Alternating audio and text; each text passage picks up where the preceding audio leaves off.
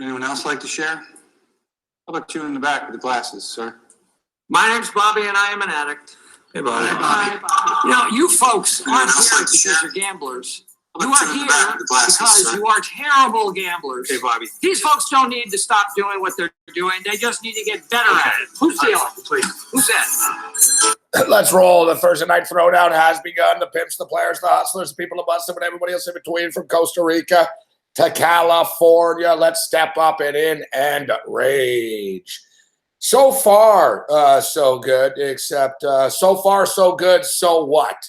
As I believe it was Megadeth once so eloquently stated.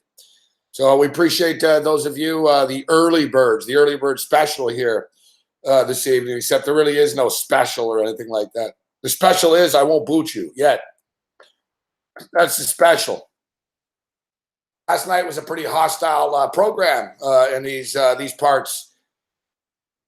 A lot of animosity, a lot of anger, a lot of trolls, a lot of rage. So in other words, a lot of fun. So we move forward in what tonight really is like one of these sort of lighter nights once again. Tomorrow, baseball will return. It's an entirety. We got one baseball game on the card here tonight. When it was all said and done, I ended up pulling the trigger on the Chicago Cubs. They're up 7-5 right now. It's top of the eighth inning. St. Louis Cardinals have a runner on second base. We'll keep our eye on this. There is some WNBA basketball. There's actually WNBA basketball tipping off in a minute or so here. But I'm not really informed about this, to be honest with you, between the Aces and the Mercury. Maybe we'll take a look at the over 172.5, but I'd actually rather just bet this random soccer. You know, like Club America is playing Manchester United right now as we speak. You can keep our eye on that. There's the Fiji Cup. So, hey, yeah, it's one of those nights tonight. One of those nights tonight. And it's also a Mick Aussie night tonight.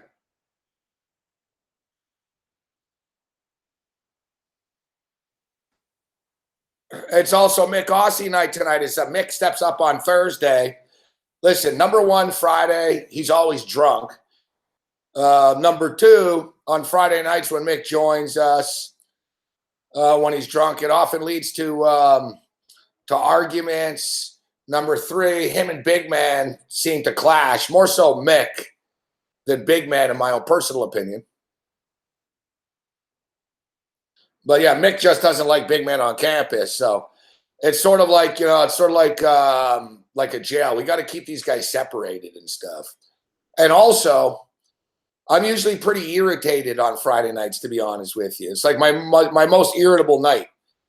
And I sort of feel in a Friday mood right now, to be honest. But, whatever. We'll get to the CFL game in a minute. So the thing is, too, I think there's a game later tonight.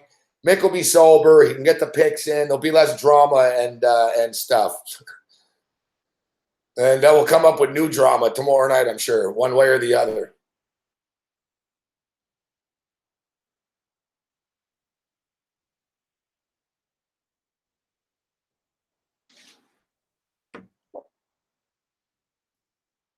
Andrew McInnes will join us. We'll get McInnes' take on the remaining CFL games on the board this week. McInnes can now join us. I guess he broke up with his girlfriend. Yeah, the single lifedom. Now he's able to join us in the late night hours. Oh, look at this. Masoli just fucking fumbled, turned it over. Saskatchewan fall down, pick it up. So it's a great job. Like, you know, if Johnny Manziel is doing all the right things in practice and Johnny Manziel this and Johnny Manziel that, I think it's time to put Johnny Manziel in a football game right now. You're down by 11. There's 4 minutes left. If you get the ball back, this is where Johnny Manziel's debut should be coming. Masoli's falling apart. This guy, man, the Hamilton Tiger catcher is clueless. Fuck. Listen, the offensive line sucks. He's running for his life, but he just dropped the ball, and need it. Like honestly,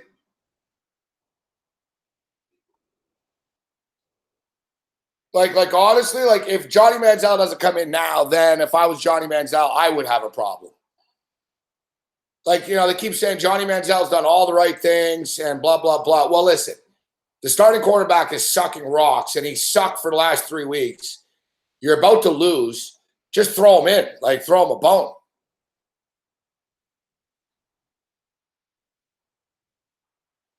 Yeah, I guess the CFL game did barely go over. The only thing I hit in this game was the first half under. Fuck. Which is actually pretty slick because I thought the game would go over and I thought the first half would go under, but I didn't think Saskatchewan would win the game outright. I'm not shocked.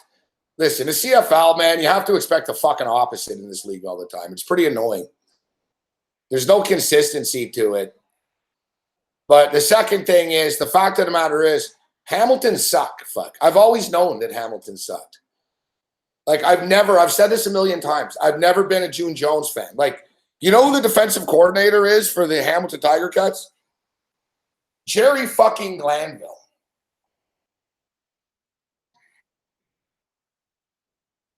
Like, Jerry fucking Glanville. But how old? Jerry Glanville is like 83 years old, I think. Like, Jerry Glanville is like in his fucking 80s. He's got like fucking yellow hair, all fucking dyed blonde and shit. He's the DC. So yeah, I guess fuck he can tell you guys a good story and shit. Fuck one day at a bar after practice, but what the fuck is he gonna fucking do? Yeah, I'm sure Jerry Glanville's breaking down tape, fuck, when he goes back home. Fuck. The guy's fucking having a fucking beer and he's passing out. It's like past his bedtime right now. Jerry fucking Glanville is the fucking defensive coordinator. The guy has zero CFL experience. I bet you he doesn't know the name of one quarterback in the CFL. And here he is. He's standing there, and he always kind of looks just sort of confused. He's always looking around like, you got June Jones. Like, why is June Jones a coach? I've never been a big June Jones guy here either. It's like June Jones has been here for a couple of years now in Hamilton. At least they have 2 years, whatever. It's sideways. His offense is sideways. It's like dink, donk, donk, donk, dink, dink. You notice everything was fine for Hamilton until they were behind. As soon as they were behind, they're fucked. It's like, how are you going to come back? You guys throw the ball 3 yards every fucking play. Oh, it's run and shoot offense is fucking really innovative. Yeah, it's fucking innovative, fuck. A fucking, like really. Oh, it's really innovative, fuck. To just have the quarterback in the shotgun, get the ball, immediately throw. This isn't Texas Tech, fuck. It's like he's running a high school fucking pop gun fucking Texas offense. Good luck in pro football, fuck.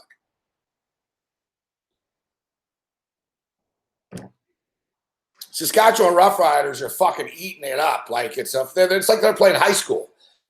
Like honestly, like the Hamilton Tiger Cat offense has the creativity of a high school fucking offense. And I'm being, not as good as some premier high schools.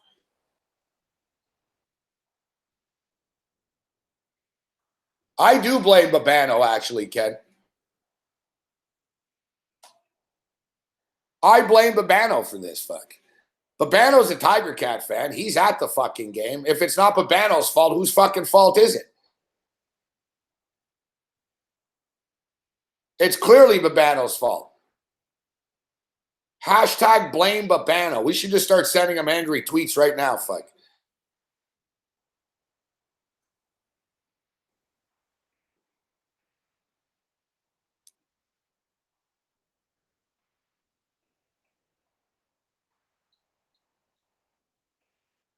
The only thing is, it's hard. We can't really blame Babano, Ken, because Babano actually didn't like the Ticats. He said he didn't take the Riders either, but Babano, we spoke to Babano. He was on. Babano said, "Oh, I'm just going to this game as a fan. I don't trust the Argos, but I don't trust the Riders." So, or he said, "I don't trust the Ticats." I said, I hit the first half fucking under. Like a stupid idiot, I played an in-game over 62.5. So what? They're at 51 right now. If they can score this touchdown. Of course he does. Yeah, touchdown. So it's now 30. If Hamilton can score a fucking touchdown on this last drive on the way out here in 142, I could hit an in-game over. If not, I just hit the first half only. And Bet365 hasn't even fucking paid me yet for it. You believe that bullshit? You guys can't grade. You have the fucking live in-game. I like to call them. Is Don on the phone? Like, I'm sick and tired of this bullshit, fuck. Like, I really am. Like, fucking, you know, people think that, like, I'm fucking full of rage and, oh, I'm going to lose it and stuff like that. I really don't. Like, I eat a lot of fucking crap from people, and I don't say anything about it. I put up with a lot of incompetence, all right? I'm not, you know, whatever. You know, it just is, fuck. I put up with a lot of bullshit around, and I don't ever name names. I never fucking say anything, and I eat fucking up. And then a lot of these people, then they come back at me after. And then when that happens, I'm going to come back like times fucking 10, fuck, right? I'm getting fucking sick of it.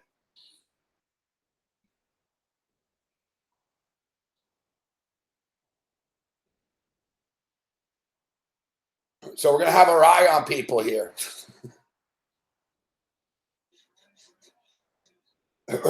we're gonna have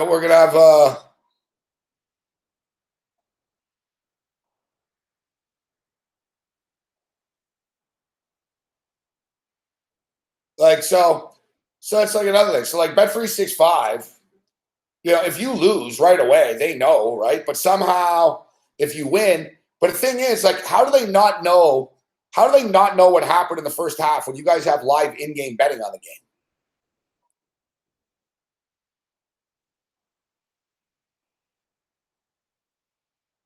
I'd say I don't understand the logic of this, you know? I don't know, maybe they paid now. I doubt it. Is that their new thing? Like, you know? Oh, yeah, no, they haven't paid. No, they never paid for it. Oh, it's 3rd and goal now. Watch. They're not going to score. Fuck.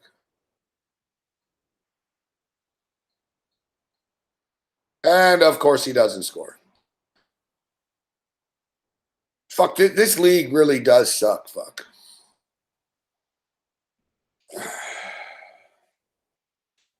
Like, it's not the players. The players are good. Like, the coaches. It's the coaches. Like, you're just a bunch of stupid fucking idiots, man. You just, you know what I mean? Look at that. You're on the fucking half-inch line. So let's set the quarterback up in the shotgun.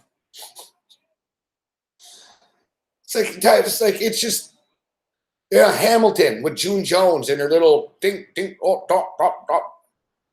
Chris Jones, fucking, you know, like, great call, coach. It's like wasting our time watching this.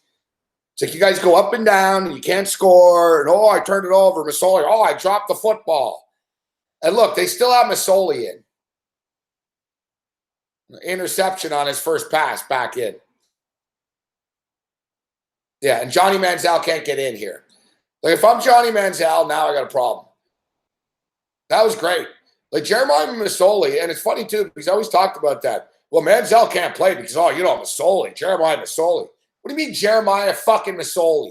Jeremiah Masoli, and I hate to say this because he's a nice guy, all right? I saw an interview with him recently. He's a nice kid. But Jeremiah Masoli was shit at fucking Oregon. He was shit at Ole Miss. And he's shit in the Canadian Football League, fuck. It's like, for fucking sakes, man. I told you, interception. Why not, fuck? I can do what you're doing, Masoli. If you guys need a quarterback to run around and fumble the ball when I'm running for my life from a D lineman, I can do that. If you need somebody to take a snap on first down and just blindly throw the ball up in the air, I can do this. Like, you're not even playing quarterback right now, Masoli. I don't know what the fuck you're doing. I don't know what the fuck you're doing, man. Like, what is this what they fucking taught you? Fuck.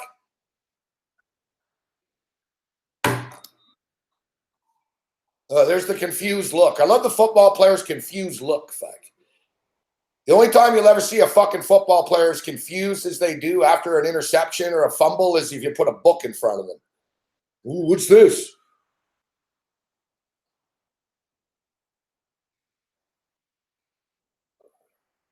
Hey, here, look, here's Messam. What, you guys gonna run down to the fucking 1 yard line again and whatever? Go fuck yourselves. Fuck you, Canada.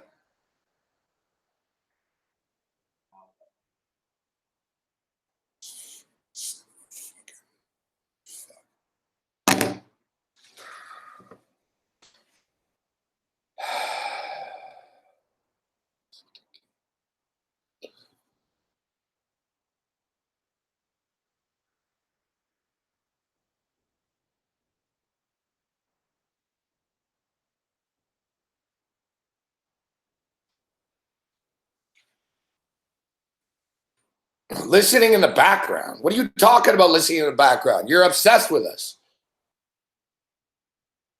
I swear to God, Tom Marino, since you pretend to be a lawyer, are you aware once you harass someone 7 times on the internet, that's cyber stalking? You're up to number 4, fuckface. I'm going to get your IP address and call the police on you for being a fucking stalker. I have witnesses. Is everyone witnessing this? I have witnesses. I don't think I won't do it, Tom Marino. I'll do it, fuck. You already told us what shithole fucking little piss-ass fucking town you live in already. Get the fuck out of here, you fucking low-life piece of shit. All right? Go call your friends. I know you're going to have to call fucking 911, fuck, to do that, but go call a suicide hotline or something, fuck, all right? Go fuck off. Bye-bye. Holy shit. This guy, like, you're worse than, like, fucking the stalkers, bro. Like, Tom, you are the biggest troll at SBR. Wow. You got mental problems, fuck. Guy claims to be an attorney, yet look at him, fuck. He's going to create another IP address and come back in. Dude, you're just giving me another hit, fuck.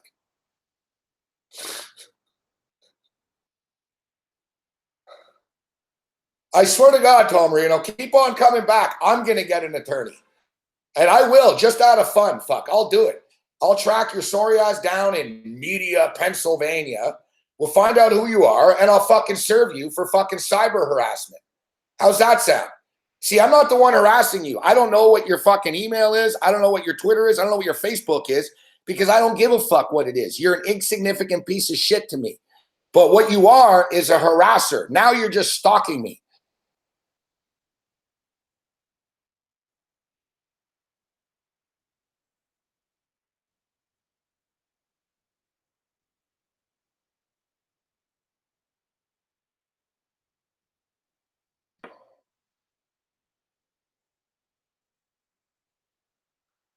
On another note, I do like Jessica Mendoza.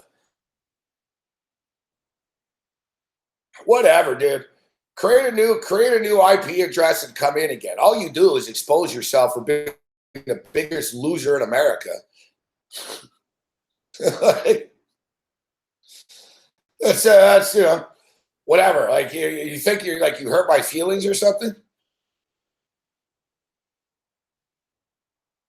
But like really, like you're actually worse than like the real mentally, like you're worse than the real deranged stalkers. You're worse. At least they're mentally ill. I think you're just fucked up.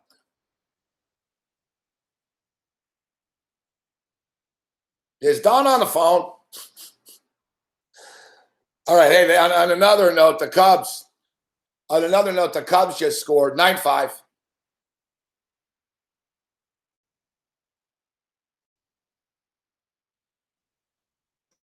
CFL does us in, but Major League Baseball has our back.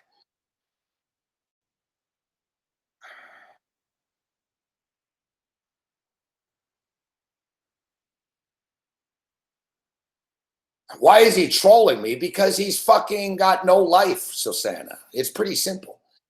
If he had a life, then,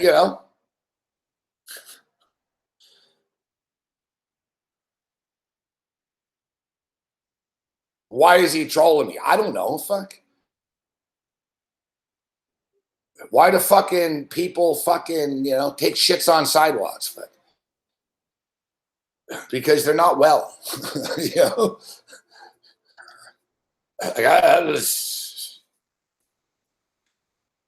I think he's confused with being a lawyer and actually having a lawyer, fuck. I think he's confused. I think he's confused, fuck, between like actually like he once like was in court and had an attorney and I'm a lawyer. It's like, holy fuck, man. Harvey Levin of TMZ is more of a lawyer than this guy. I swear to God, though, I will get my own lawyer and fucking stalk you. I'll stalk you down. I'm going to get your address and serve you. Fuck. I don't even care if it's a waste of time. I'll just embarrass you. You'll be in your local newspaper. Local loser stalks radio and fucking internet host. except I'll be the radio host and you'll be the local loser. Actually, it'd be fun. I'll get all kinds of publicity out of it. I'll be in newspapers. I'll be like, I'm standing up for every host out there that's had enough with these internet trolls. Meanwhile, when you go to your local little shithole fucking grocery store, people can laugh. People can laugh and say, hey, there's that loser that fucking trolls fucking talk show hosts. Like,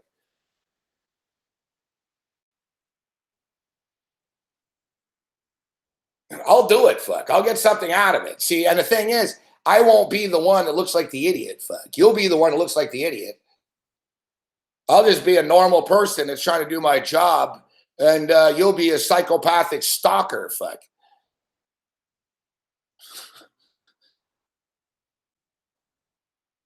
And as I stated, I'll get publicity out of it. It's a win-win for me. I don't give a shit, fuck. I'll go see a Pittsburgh Steelers game. I'll fucking sue this fucking dude, and I'll move on after. I actually think it's funny. I actually do think it's funny. Like this guy is fucking hated by everybody here. Yet he's such a loser that he'll still come and hang out here. Listen, I know people that don't like me. I'm not calling them. Yeah, I'm not calling a bunch of like people right now. Like, can you imagine like this guy's ex-girlfriend? She'd be like, dude, I broke up with you 5 years ago. Stop calling me. Fuck. It's like, bro, like at some point, let it go. You know what I mean? Go watch the Colin Cowherd show. You seem like the type of guy that would like Colin Cowherd. Go watch the Colin Cowherd show. There's a lot of other fucking, dude, I'm not the only show in the world. There's a lot of other shows out there. You can go be entertained, you know what I mean, by other fucksticks besides me.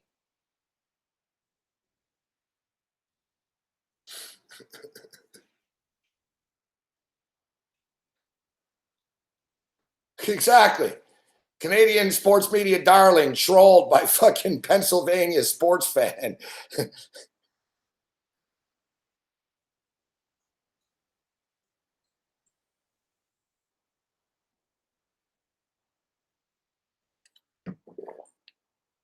The best part is, Tom Marino, why don't you show your face too?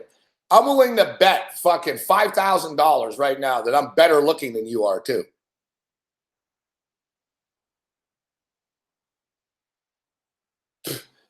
He's gonna go to the IFBC. He's very busy with work. This guy couldn't afford to get to the fucking airport, Vitalist, let alone go to fucking Las Vegas.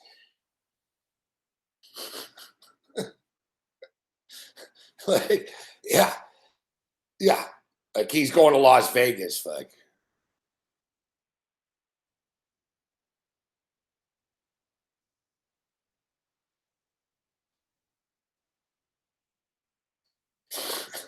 Anyways, let's move on now. It's getting to the point.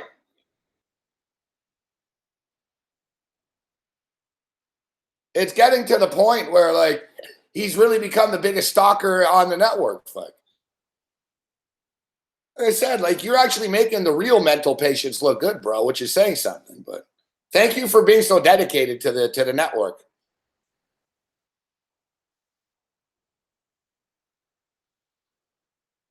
I like how he comes in here too, and he goes, I just had this on in the background and heard this clown yelling. Yeah, like you have the internet fucking video in the background, like it's the AM radio or a television. So, dude, you didn't have this on in the background. You had to hit play, fuckhead. I just had this on in the background and I heard this clown yelling, he says. Yeah, like it's the television in the background or something. What do you have, SPR fucking in a constant play mode? You have to hit play, Tom Marino. You're obsessed with me. You love me. You love me.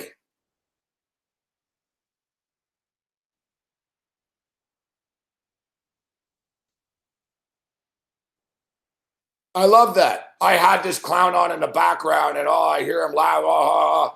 It's like you had me on in the background. No, you didn't have me on in the background. You were anxiously sitting at home waiting for 10 o'clock Eastern So you would fucking have the thrill of your day and fucking watch my show.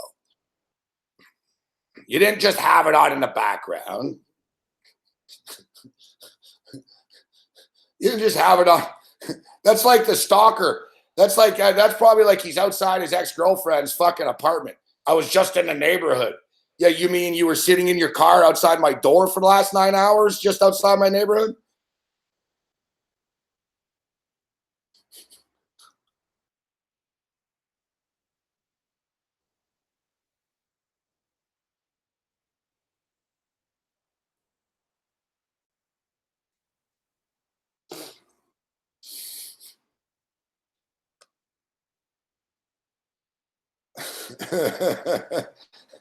Yeah, I just had this on in the background.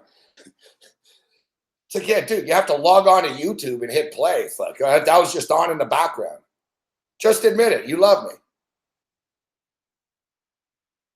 Basically, dude, I'm like Britney Spears, and you're like one of these creepy dudes, fuck, in his fucking basement, like jerking off to her.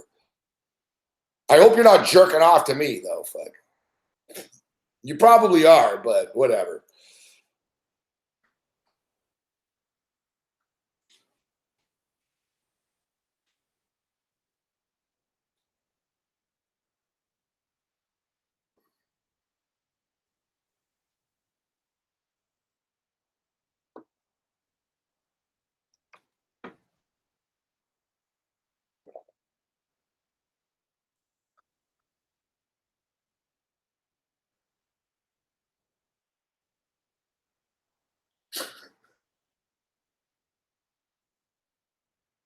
All right, let's move on.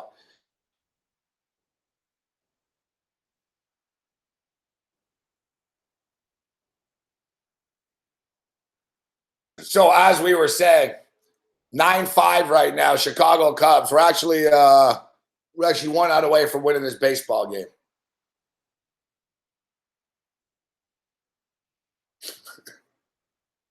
Let's everybody move on now.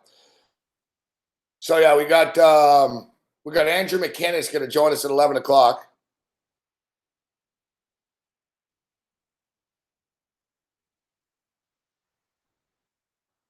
Mick Aussie will have some AFL picks later, and we'll try to hit some in-game here.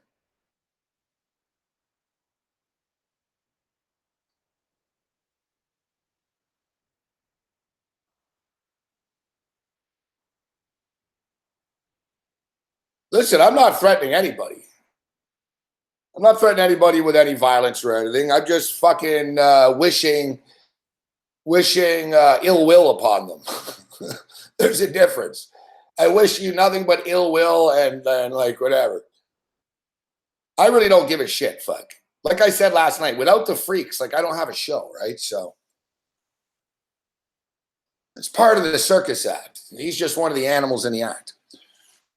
Like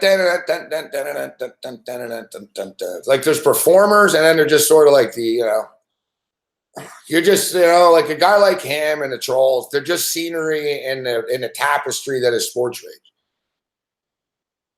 I always said, you know what I mean? My shows, I'm like a bus, right? It's the rage bus. So I'm like a bus. I'm just the bus driver. I got people getting on the bus. It's like any downtown major city, but he wouldn't know anything about that because he lives in fucking Fuckville. So, but any like major city and shit, any bus, there's going to be a few psychopaths on the bus, yelling, talking to themselves. And, that's him. He's the guy talking to himself at the back of the bus, and everyone's like, "No one's listening to you, bro. I don't know who you're talking to." That's like a guy sitting in the back of the bus. I'm banned by 3 offshore sports books. I'm such a good gambler. There's just like chicks staring at him, looking at him like with their headphones, thinking, I don't know what you're talking to.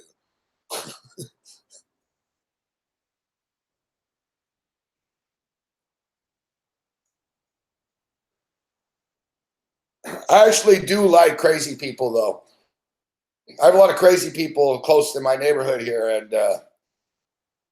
there's a chick. She yells crazy ass shit, but her crazy shit's actually pretty accurate. Like no one listens to her, but I actually pay attention to her. She's yelling and stuff. There's a lot of government and they're watching her and everyone's watching and like everyone's staring at her. You know, I was thinking, you know what? Her presentation isn't great, but her points are actually all very valid. I actually gave her money too. I was like, here you go. She goes, good luck. She goes, they're watching me. I said, they're watching us all, but good luck.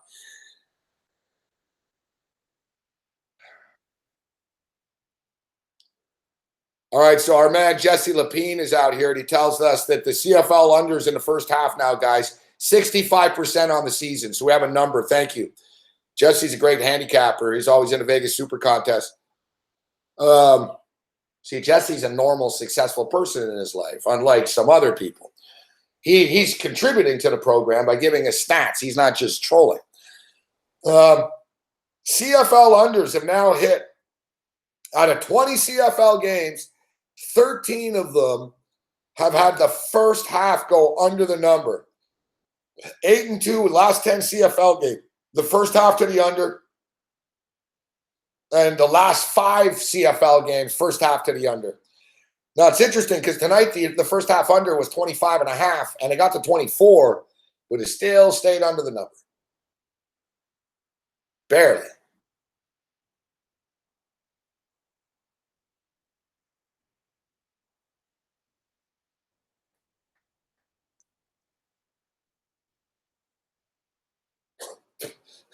Chance knows a guy who works for the Bang Bus, dude. Listen, settle down, Chance.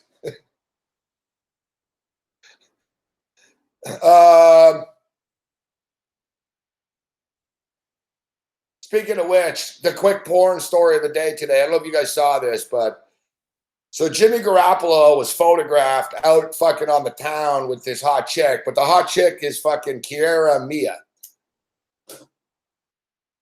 I have a hard time saying this woman's name, all right? I think that's her name. I thought it was Kia Maria, Kiera Mia, whatever. It's Kiera Mia. Kiera.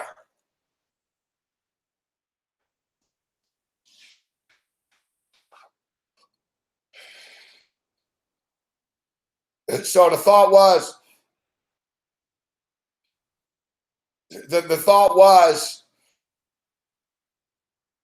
that oh look, fucking Jimmy Garoppolo is dating whatever, he's out with her, whatever. But it's pretty much a douche move. She pretty much threw him under the bus because the tabloids found out that it wasn't a date. Fuck, he hired her. And Jimmy G ain't gonna fucking release that. So who released that to the media? She did, for fame. These porn bitches are fucking ruthless, man. I'm telling you, fuck. I tell people all the time this. I've interviewed them, and they're always, oh, did you go out with them? It's like, dude, fuck. They're sharks, man. All right? Like, she fucking used him, man. I'm not here to judge him or whatever. My angle is she fucking played him. She goes out with the dude. She leaks it that he fucking paid for it. Now, whatever. She's everywhere. She's on TMZ. She's popping up on every sports site. Her fucking, like Pornhub and shit. Her hits are going to go through the roof. Her video's going to go through the roof. For fucking cam shows. Whatever, man. It's like Stormy Daniels. She figured out a way to fucking get publicity out of this. And she played Jimmy Garoppolo in the thing. She fucking leaked pictures of the date and shit. Yeah, like Jimmy Garoppolo was leaking this. She played him, fuck.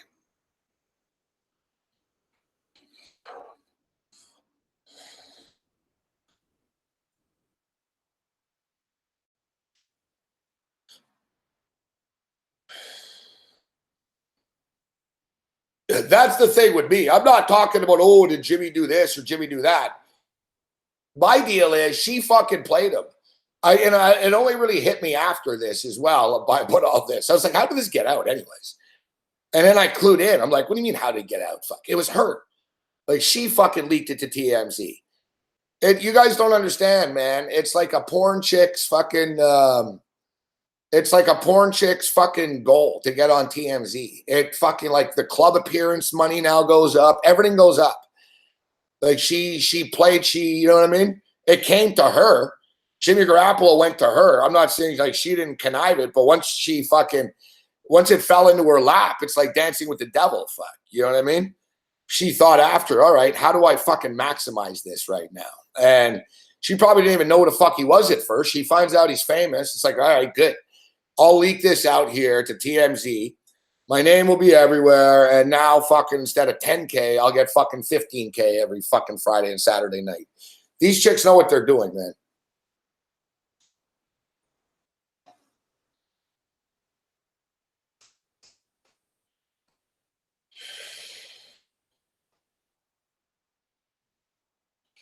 That's good point, Nick.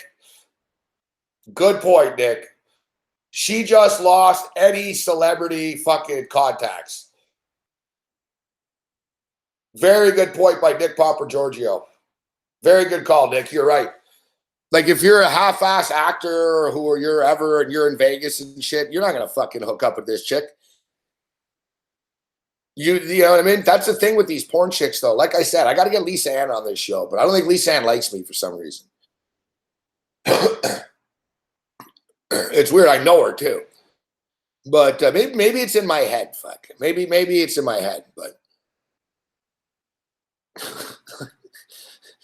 like I've been in the same room with her like a few times and shit. And last time, man, like she was giving me she kind of gave me a few dirty looks. I thought.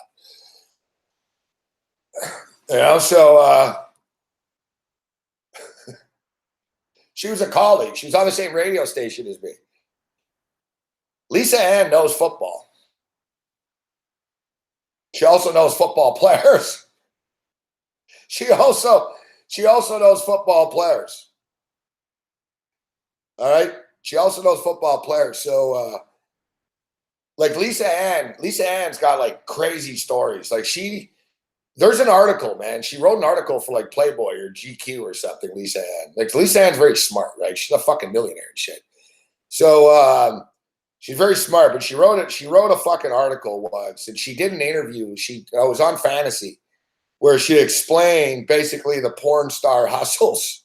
I don't think the porn stars were happy, but she basically went through the list of like the grifts that porn chicks have. And it was a lot of it, most of all of them was just basically preying on celebrities and athletes. And they don't do the preying. It's the athletes and the celebrities go to them, right? It's not the other way around. Like, I guarantee you, Carrera Mia didn't plot to fucking track down Jimmy Garoppolo in the same way Stormy Daniels didn't plot to track down Donald Trump. You know what I'm saying? These chicks, all these guys like these chicks, and they think they have money. So basically, they're like, well, I have money, and I want to do Carrera Mia, so I'll just set it up, and I'll meet her. Right? So they know this, though. And so if you're married or you have a girlfriend or there's any sort of, like, blackmail to it, porn chick will do it right away. Like porn chicks are always like porn chicks know. I was talking to another porn chick and she was telling me she knows who's married and who isn't and shit. She goes, yeah. Like we all know who's married and who isn't. Like and it's basically saying you stay away from the young dudes because they're all fucking they don't have anything. So like they know, like they're hustlers, guys. They're hustlers. So like they know. They're like, fuck this. Don't fuck the 23-year-old kid, even though if he has money. He has nothing to lose. You know what I mean? Like Rob Gronkowski would be a good example. If you're a porn chick and you fucking did Rob Gronkowski, so what? People just expect it. You know what I mean? If we found out, it'd be like, end. You know what I mean? But if Phillip Rivers, then, she'd have Phillip Rivers by the balls. Fuck, right? She'd be like, listen, dude, I'm going to need, $200,000 a year to keep this side. Like, look at Stormy Daniels, right? Took $130,000, etc. Jessica Drake. Jessica Drake was there with Stormy Daniels. They don't talk about it much because Jessica Drake kept her mouth shut about the fucking $130,000. And this is really a hustle. Jessica Drake, this is all allegedly, of course, but Donald Trump allegedly offered Stormy Daniels and Drake fucking $10,000 each, right? I don't think Stormy Daniels is admitting the money part because she doesn't want to seem like a hooker. So, but that's the deal. So Trump offered $10,000 to a bunch of porn stars. Stormy Daniels is the one that ends up, whatever we know about. So all allegedly. And, but what's not allegedly is Jessica Drake was there. And she's the Canadian chick, Jessica Drake. She's a porn star. And she fucking got propositioned, but she didn't do anything. And she got 130,000 because she already knew. She was there. So, right, like I'm telling you, these porn chicks are fucking walking hustlers. Like, you know,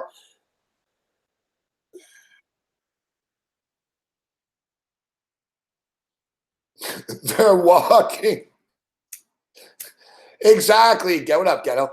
Exactly. Like, it's like, oh, yeah, well, oh, Rob Gronkowski did Stormy Daniels. He'd be like, yeah, and? Like, yeah, oh, that's a shock, right? So Jimmy Garoppolo, but the thing is, this is what's not good. Last thing.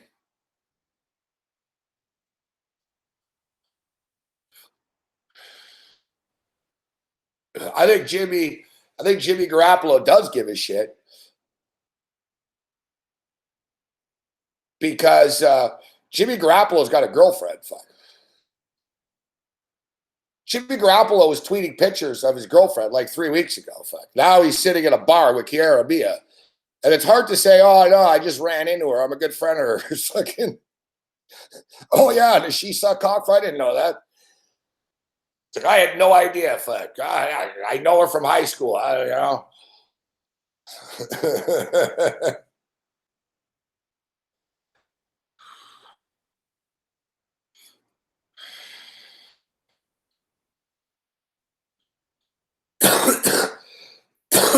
No shit, Sonny.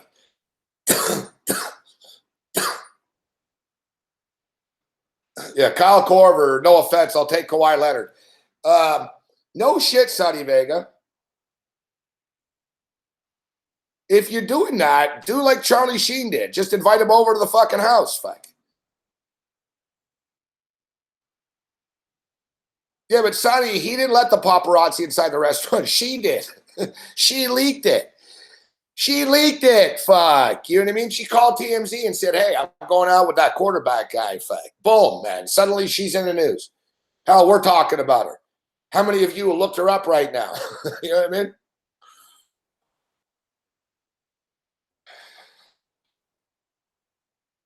Jazz says she's not that hot. Me personally, I just like chicks that look like her. So she's like a cheaper Kim Kardashian. She's a cheaper looking Kim Kardashian, essentially. See, Vitalist, won't lie, exactly. Yeah, Snooki, Joe Kim, guilty. See, I know it. Look, guys, see, I know what I'm talking about.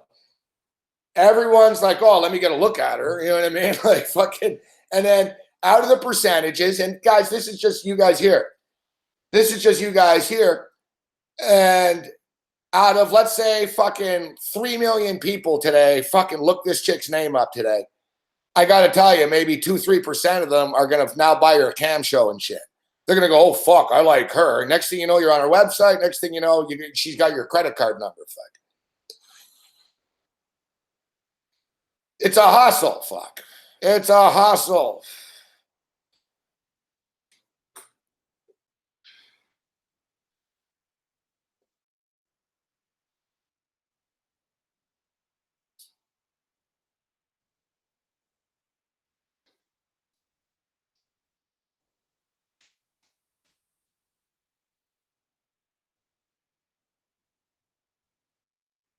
My nephew calls that look exotic. Yeah, she's got a nice exotic look. Big man's a big fan. Visa stock on fire. Settle down, Bruce. All right, that's our poll question. Kiara Mia, hot or not? Fuck. Now I'm going to give a clue here. Fucking Jazz. Oh, she's not hot.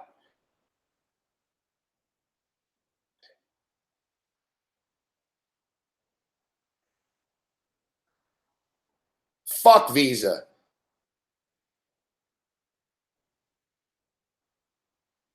Yeah, Jimmy G's got it going on. I'm not a big fan of the fake cans.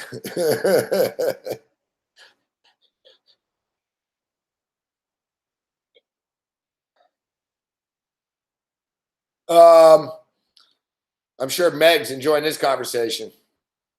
Louis with her.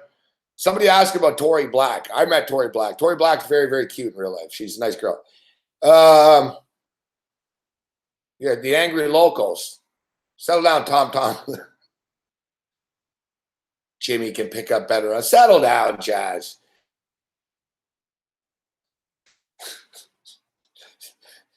Fucking Jazz. Anyways, for the record, I think Jimmy Garoppolo and the San Francisco 49ers are a little overrated coming into this year.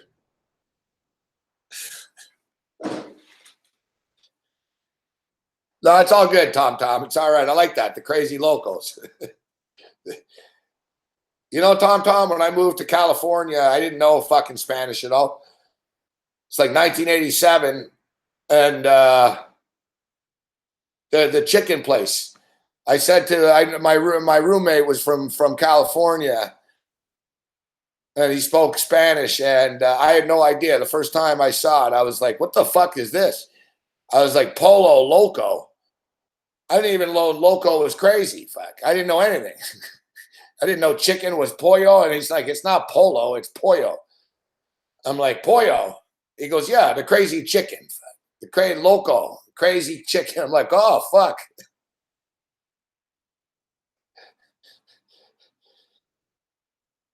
What's up, Javier Castro? Capaz. Yeah, pollo loco. The crazy chicken. That shit's good.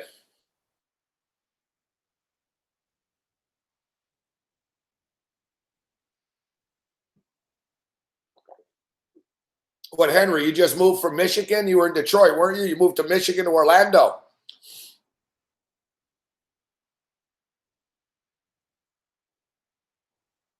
You're Lebanese that keep speaking Spanish to you.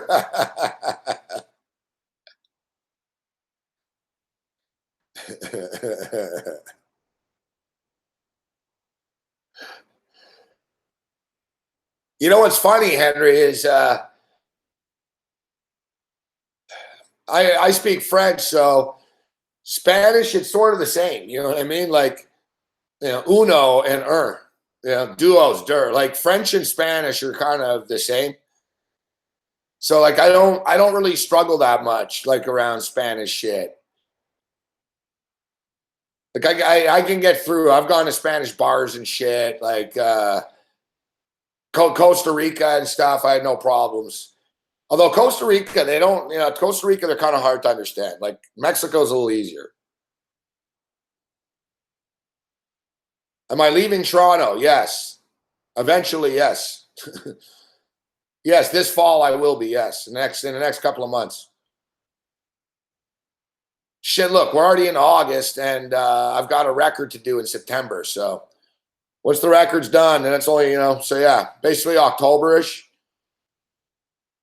Cerveza, I know Cerveza.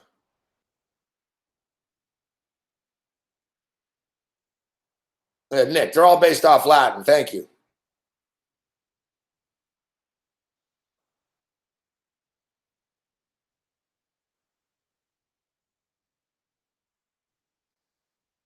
Yeah, I'm not a huge fan of. I'm not a massive fan of Orlando, to be honest, Henry. I'm sure it's better than I saw when I went there, but I'm not a massive fan. No, I can't speak Russian. No, barely speak English. What's the plan? I'll either be in New York or Vancouver, Isaiah.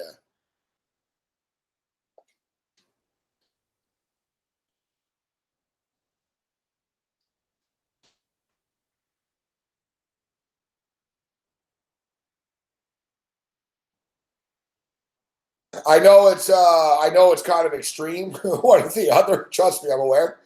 It's very weird too. I know, like, especially like I'm thinking, wow, I'm either going to be like on the East Coast, jungle of all jungles, or I'm going to be in a tranquil Vancouver. Like and I don't really have, I guess I can control my own destiny, but we'll see.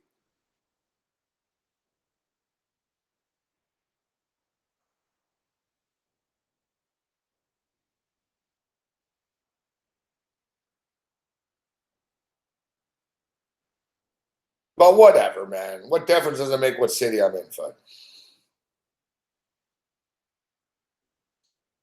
I'm not gonna lie, like honestly, like I kind of have my heart set on Vancouver. Like mentally, I sort of, but professionally, like New York is a good place for me. So we'll see what happens.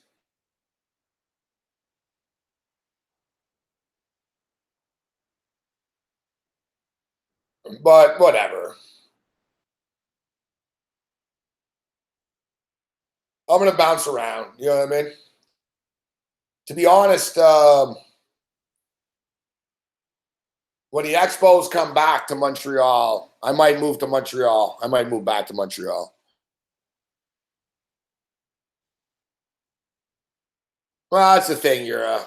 I'm not really happy anywhere, to be honest. Um, it's all the same to me, bro. But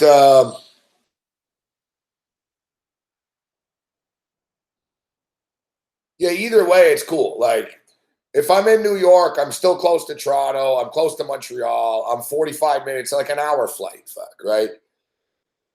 And there's a lot to do in New York. I know a lot of people in New York too. So I'll be very busy when I'm there. So it's either that or I'd prefer to just sort of chill, to be honest. But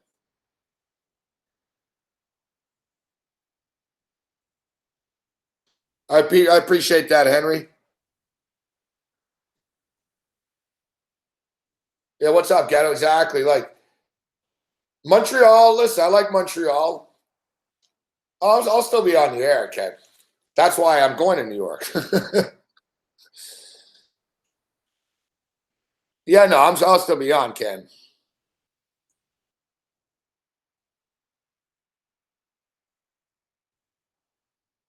But to be honest, it's most likely New York. I'll be in New York most likely in September-ish, like end of September, probably maybe beginning of September. It's coming up. Either way, I'm at peace. Like I'm cool. Like New York will be exhilarating and fun through the football season and shit. All this shit's temporary, right?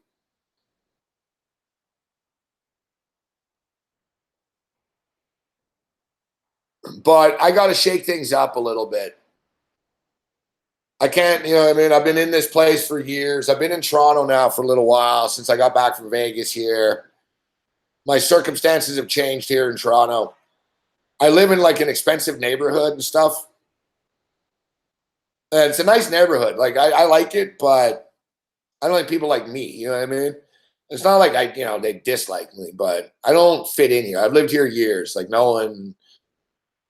It's all like younger fucking little hot chicks in yoga pants and fucking jocks and fucking yuppies and couples with their dogs and shit. You know what I mean? I realized that the other day. I was in a grocery store. I was like, I've probably come in this grocery store like fucking 800 times now. Like I realized, I was like, how many years have I been here? I'm like, nearly 3. I'm like, man, fucking chick at the fucking cash hasn't smiled at me once in 3 years. Like, yeah, I mean, it's one of these deals. Like, I got nothing. The only reason I lived in this neighborhood is because it was right beside a television studio I used to be on this network at, and their TV station was in this neighborhood. And I used to be on a lot, so I didn't like going back and forth. So I fucking moved into this neighborhood. It's a nice neighborhood, but like I said, it's not me.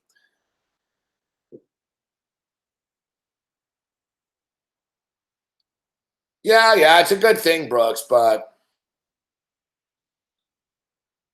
it's not my thing.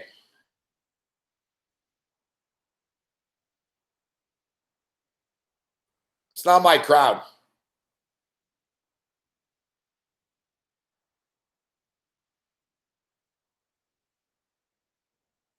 I know, and Vancouver's the same crap. Well, listen, dude, the only reason I'm going to Vancouver is because of my mother. Like, I'll stay in Vancouver for like a year or something. You know what I mean? Like, Vancouver's not the long term destination. I just want to spend a little time with my mother.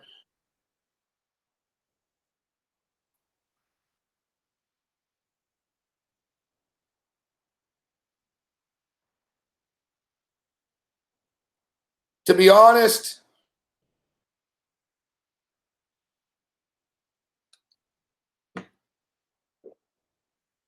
I'll be honest. If I had money and I could just go anywhere, if I had money and ideally, I'd live in LA most likely. We'll see down the road, but I've been most at peace on the West Coast. I'm at my happiest. Like, I was happy in Vegas and I was happy in LA. I like California.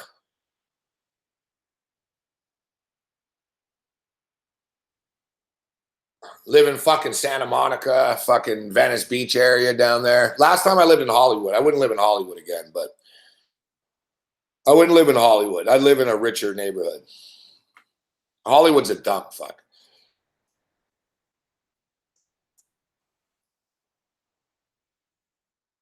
Beastly, you're in Vegas. Where? In Summerlin? I like Vegas too. I like Vegas.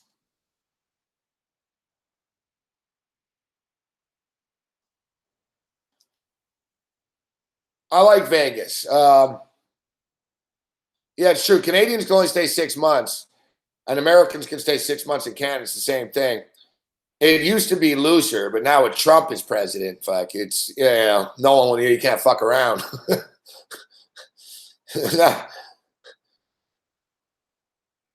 Isaiah's in Long Island.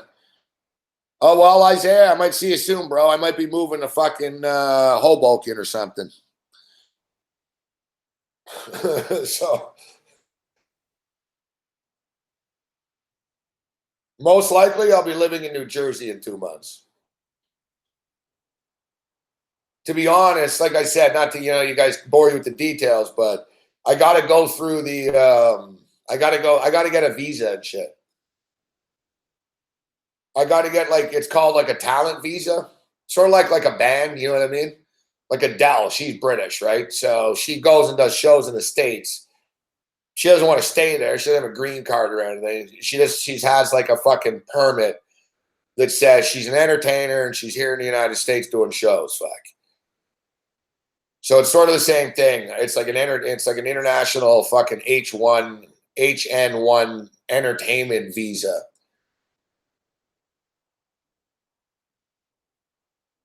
So got to do everything by the book. And that shit could take a couple of months too.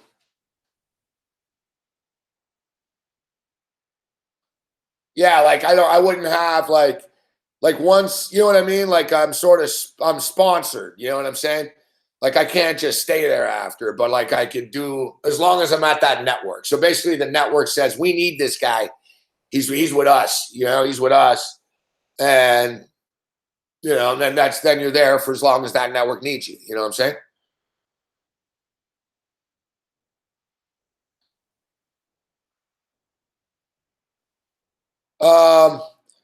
I'm with Taylor. To be honest, Taylor, I've always felt more at home in Vegas too. When I get to the airport at McCarran and I get out of the airport, I always do feel at home there. It's always relaxing. Vegas is a crazy city to people, but when I get there, it's same with me. I'm like, man, I feel like I'm home. It's ooh, fuck, it's good to be back. It's everything just sort of calms down for me when I get to Vegas. Other people go to Vegas, it's crazy and they party. For me, it's the opposite. I party when I go, but I mean, I'm at peace there. It's just hard to explain. Everything, it's fuck yeah. It's not the same noise. The East Coast, man. It's just constant. I got fucking chainsaws, fucking sirens, fucking dogs, babies, fucking couples arguing. It's just on the East Coast, it's just a constant anger, constantly.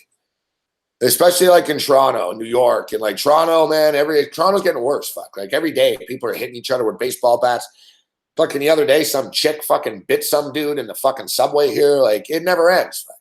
Fucking every day people get shot. It's fucking.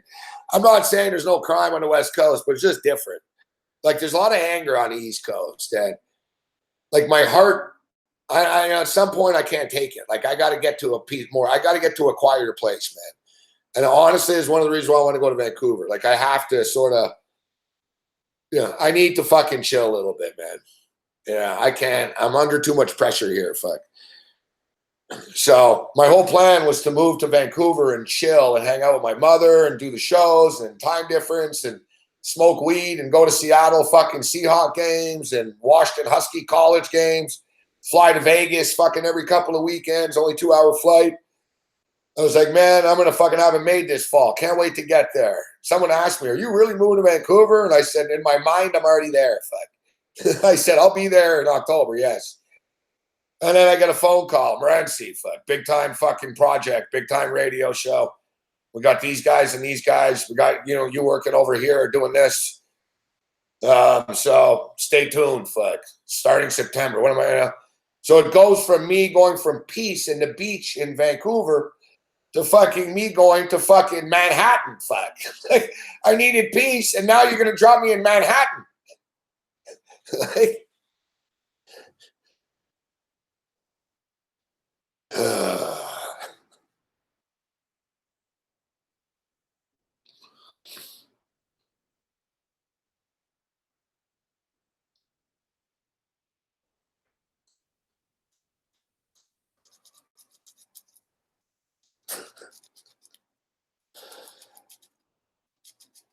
I know. I'm gonna right down the middle of.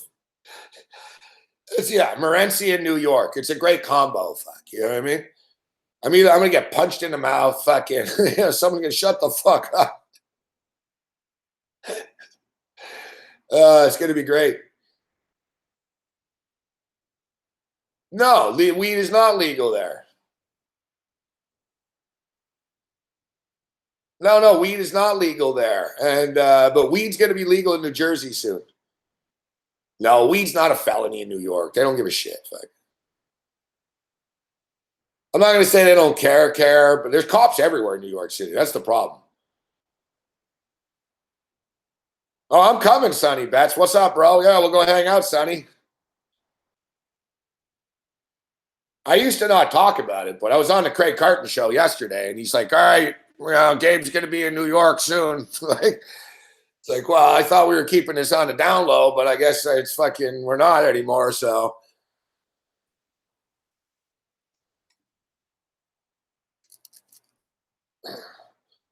Yeah, Sonny. The way I see it, bro, you and I are going to be going to the World Series together, fuck. LA Dodgers, New York Yankees. Going to be off the hook, fuck. No, I won't be. What's up, Murkowski? No, I won't be in Atlantic City. It's too far, Atlantic City. I'll be at Monmouth.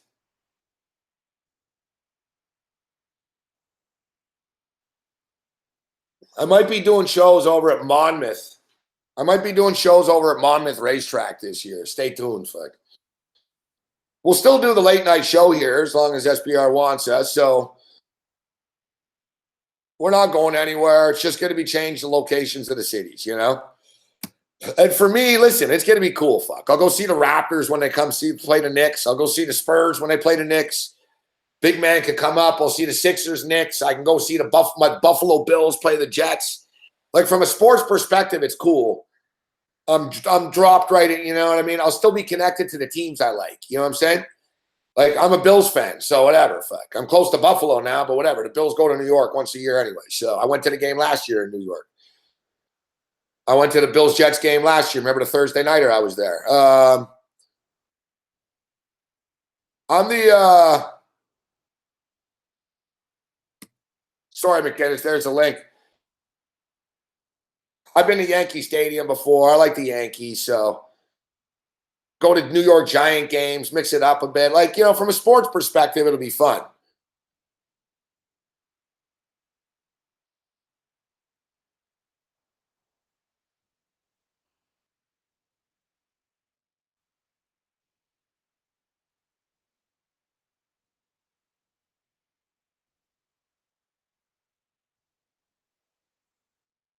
Gabe and Spike Lee going to mix it up, of course. Yeah. I met Spike Lee before.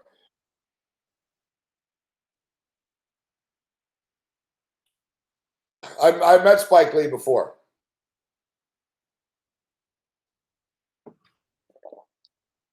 That's my Mexico story. I met Spike Lee in Mexico. It was one of the craziest days of my life, and I've had a lot of crazy days. That Mexico day literally was one of the craziest days of my life. Like,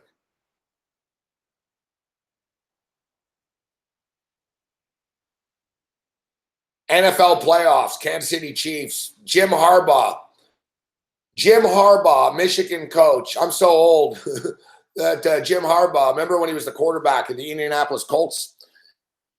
I don't know if you remember, but Harbaugh was with the Bears, but later in his career, he's on the Colts. And if you remember, Harbaugh was always just sort of an average NFL quarterback. He wasn't good. He wasn't bad. He was just sort of average. And he was okay, maybe a little better than average. So, but if you recall, late in Harbaugh's career, something happened. He caught lightning in a bottle for like a year or two. Remember with the Colts, with Ted Marchibroda, the offensive coordinator for the Bills? The offensive coordinator of the Buffalo Bills and the run-and-gun Bills and good Bills teams in the old days became a head coach of the Colts. And suddenly the Colts fucking had this offense and shit, and Harbaugh was the quarterback. And it was that team, if you remember. Captain Comeback. Good call, Louie. Captain Comeback. Exactly. So, I was in Mexico. I was in Puerto Vallarta. Here's McInnes. Fuck. We'll tell the story later. Andrew McInnes. What's up, McInnes? What's going on, Gabe? How you doing? Good to see you, brother. How you doing? You too, man. Been doing all right. Just was out playing some basketball again tonight. Just working hard, getting ready for the season and stuff like that. I'm trying to enjoy my summer, man. Like here in the East Coast, Halifax, you know how freaking cold it gets here, man. So when it's hot, right, it's gonna get cold again and windy right in September again, right? It could snow next week, man. That's everyone talks about Canadian stereotypes. Like where I live in Halifax here, guys, like this is where it happens. I mean, one day we could, have it terrible weather. It could be pouring rain, really shitty cold. The next day it's beach weather. So I'm just trying to enjoy it. How's the summer going for you, Gabe? Pretty crap, to be honest. But but hey, shows are going well. Thanks for asking. Well, McInnes is a great guy. He came down in Halifax. We had a great time hanging out with him. Halifax, we were just talking about cities and different places, etc. And Halifax, great town.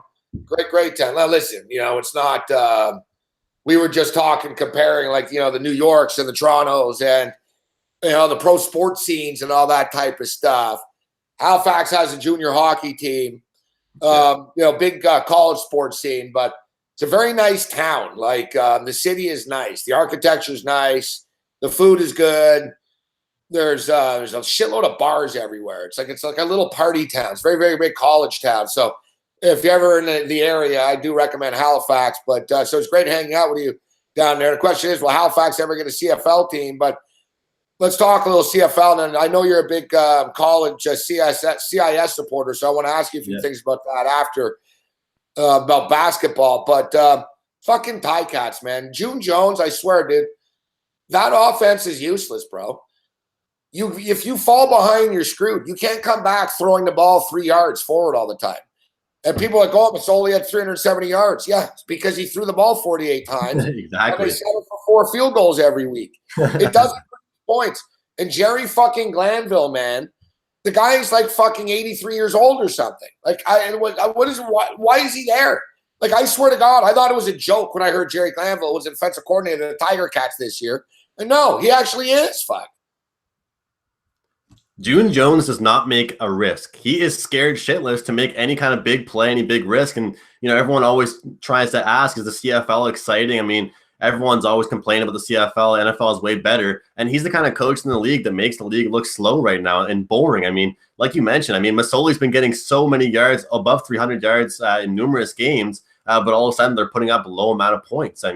And first of all, their red zone luck has been absolutely terrible, Gabe. Talk about a team that can easily march the whole field and then get within 20, 25 yards and all of a sudden just choke, maybe not even end up with a field goal. It's absolutely atrocious. This year in the CFL, Ian and I were talking about the other day, this year in the CFL has been almost one of the most inconsistent team seasons really so far. You see Saskatchewan one week dominate Ottawa, and next week they go out and get shit on.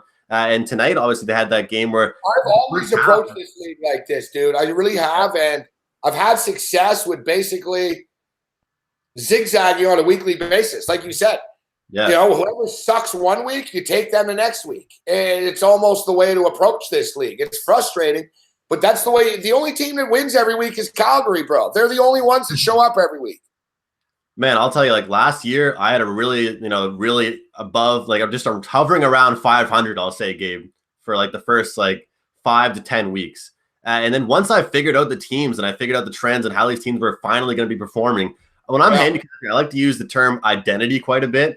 And none of these teams besides Calgary and Montreal have confirmed any fucking identity, man. Like we don't know who any of these two teams are. Besides, Montreal is going to be the shit team of the league, and Calgary is just going to stomp on people. The big difference in Calgary this year, they still play hard, and the other teams are shit. Yeah. So the Alouettes are competing and winning, capable of winning almost every week, even though they suck.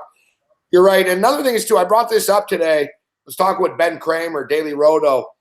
Ben Kramer, big DFS CFL guy. He knows the league inside out. Winning almost every week. Talking about the weather, and it's so fucking hot right now in Canada, right? And football's not a summer sport. Like, there's a reason why fucking players die during two-a-days in the summer and shit in college, and NFL players hate fucking training camp because football's a fall type of sport. Football's not meant to be played in 100-degree temperature with the equipment on and everything. And a lot of these CFL games, McKinnis, have been in fucking deadly heat fucking conditions, and it's lethargic. Like you said, there's no flow to the games. Even the refs are tired. Everyone's sweating, and everyone's just sort of drinking water. And I think they're battling. And like you said, I think we're going to see, and we see this a lot in the CFL, I think we'll start seeing, mid-August, late August, the weather will start cooling a little bit. Identities will start to be formed. Teams will finally start to get into a rhythm and shit. And another thing, the CFL schedule has been fucked. Teams have bye weeks. There's no flow. It's a good point that you read. No one's really got into a zone yet. And I think actually it'll be ironic that when it gets colder and the temperatures get worse and the weather gets worse, the scoring will go up in the CFL. Exactly. Holy shit, man. The trend that we saw last week and even the week before that with all the unders, it's absolutely ridiculous. And the teams finally start to figure themselves out. Settle down, big man. My camera, everyone talking about my camera. Turn the brightness up for you guys. Fucking big man getting a massage last night on your show. These guys were getting a massage, yeah. But I mean, I agree. I think the more the season goes on, not really just about the weather, Gabe, but I feel like in the CFL, when the season progresses, you start to see a lot more risk be taken. I mean, like a lot more huge throws. I mean, like you mentioned, June Jones, his offense right now is, 3 yards a throw, it seems. I mean, they take it forever to get up the field. That's why it's hard to bet an over with Hamilton. But of course, second half, Saskatchewan able to come back. But look at the difference, Gabe, we saw in the first half in Hamilton in the second half. Yeah. That's like an Edmonton in the first half versus the second half. I mean, that's why I can never take Edmonton on a big spread either. That's been a common theme with the Ticats, in which they sort of look good with their first couple of drives. They might score a touchdown, but it just hits the wall. The other teams figure it out that, you know what? They're not going to throw the ball deep. So you see Hamilton and Saskatchewan just kept creeping up. And then finally there was nowhere to go. And yeah, it's frustrating. But nevertheless, let's move forward instead of talking about this fucking junk. So speaking of inconsistency, Ottawa has been pretty inconsistent.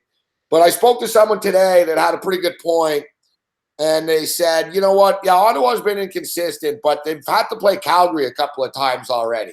And Calgary doesn't like them because they're still pissed about that Grey Cup shit. Yeah. So Calgary really fucking tightened the vice grips, man, when they play Ottawa. So maybe Ottawa's offense is just fine. It's just their fucking Calgary's kicking the shit out of them all the time. What do you make of this game tomorrow? And, of course, Travis Lulay will be starting quarterback again. Sorry, what was that, Gabe? The game tomorrow, McInnes.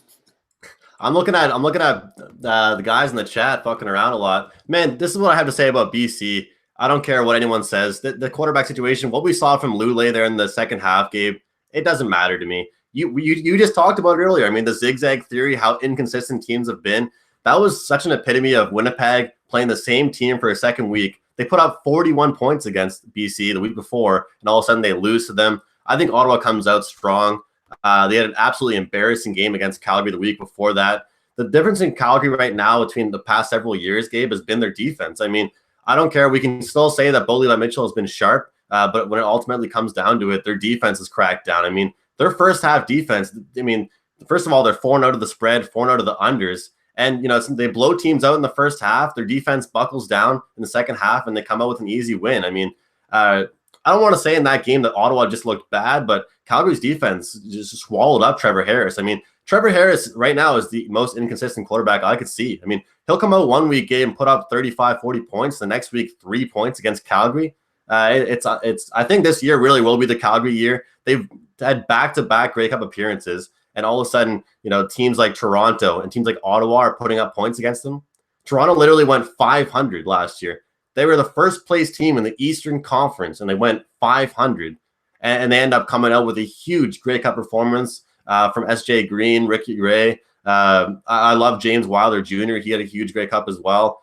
I think this year definitely will be a Western Conference team. But no, Gabe, I'm not really sold on BC whatsoever, man. Like, what I saw last week against Winnipeg, that can completely just go from, that's just out of my head. I think that was just a bad game on Winnipeg's part. Yeah, so the total's 53.5. There's been big unders. We talked about it. We cashed it. We gave it to you guys today. We talked about first half unders in the Canadian Football League so far this year. There's been 20 games played in the CFL, 13 of them first half under.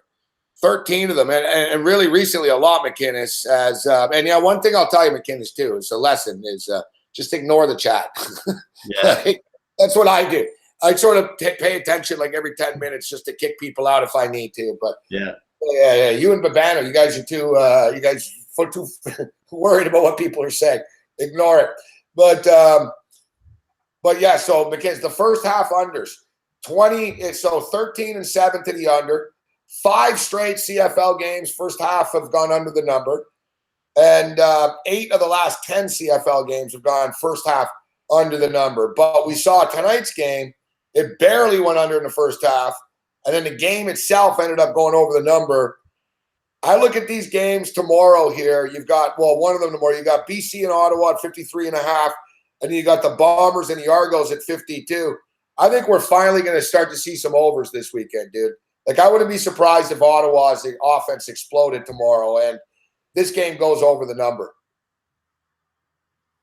Yeah, I think eventually that will happen, and like you said, at some point the tides do turn, Gabe. But I think in the Winnipeg game it could possibly go over, but I think in this BC Ottawa game, I think we have to get some kind of response from Ottawa after that horrific performance they had against Calgary. I think their defense is a lot better than what they proved. And again, like I said, Gabe, I'm really strong on this, man. I don't think BC is a team they showed to be. I don't think Lulay is that guy that can step up. I mean, he's a walking wheelchair.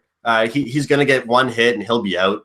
I mean, everyone's, getting so excited about his performance the other night, but I'm not really buying it. I think that Ottawa just has an easy, clean win. 53.5 points is a lot of points from what we've seen in the past couple CFL games. So I'll go under the total in that one, Gabe. Under the number. All right. So I might go. I probably will. It kills me. It fucks me up because I go to these football games. I end up getting drunk and shit. And then it throws my whole sort of thing off. The Argos are playing Saturday afternoon at 4 o'clock. The first game the Argos played at home was at 7 o'clock. And then they moved it up. It was 5 o'clock. And now it's 4 o'clock. So it's like, holy shit, fuck. I'm going to be drunk at fucking, 6 o'clock now by halftime. So they're playing at 4 o'clock Saturday afternoon. Should be a good game, actually. Winnipeg Blue Bombers at Toronto Argonauts. I'm actually getting free tickets for this game.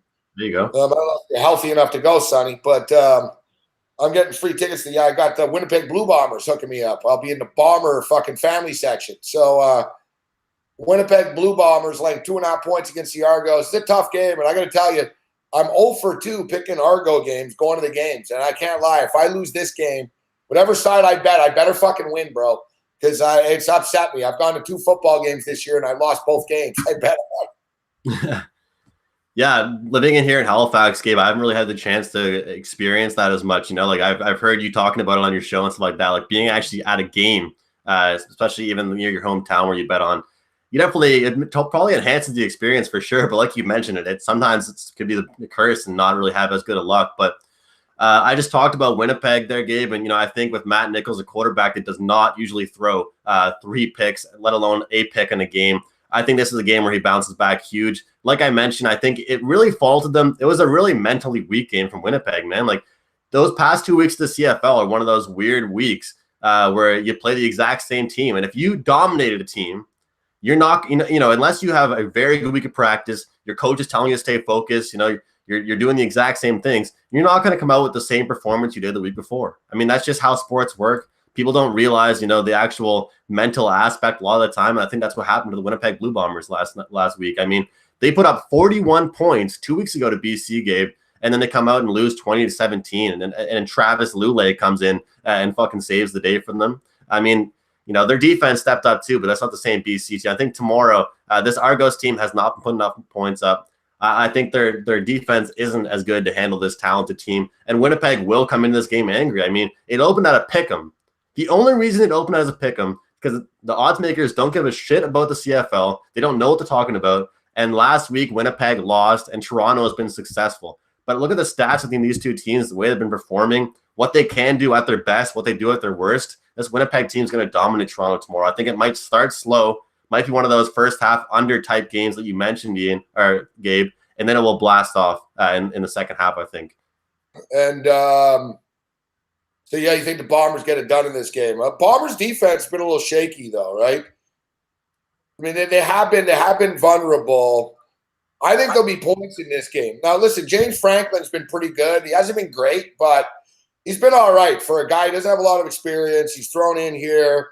He's managing things.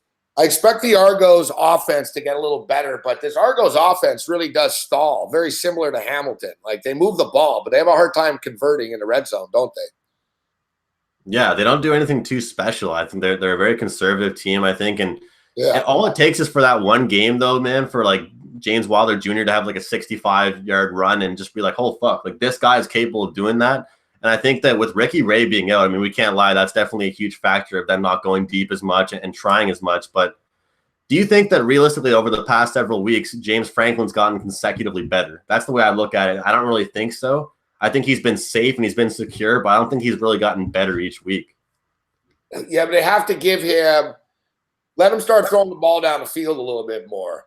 Yeah. Like you said, the play calling has been bad. And you look at the Argos last week, they should have won the game. Mark Trestman kicks the fucking field goal for some reason or another early in the game, or if he would have kicked the field goal, remember they went for it. There was no need to go for it at that point in time. Just fucking, I know he was frustrated, but whatever, dude. Just take the 6-0 lead.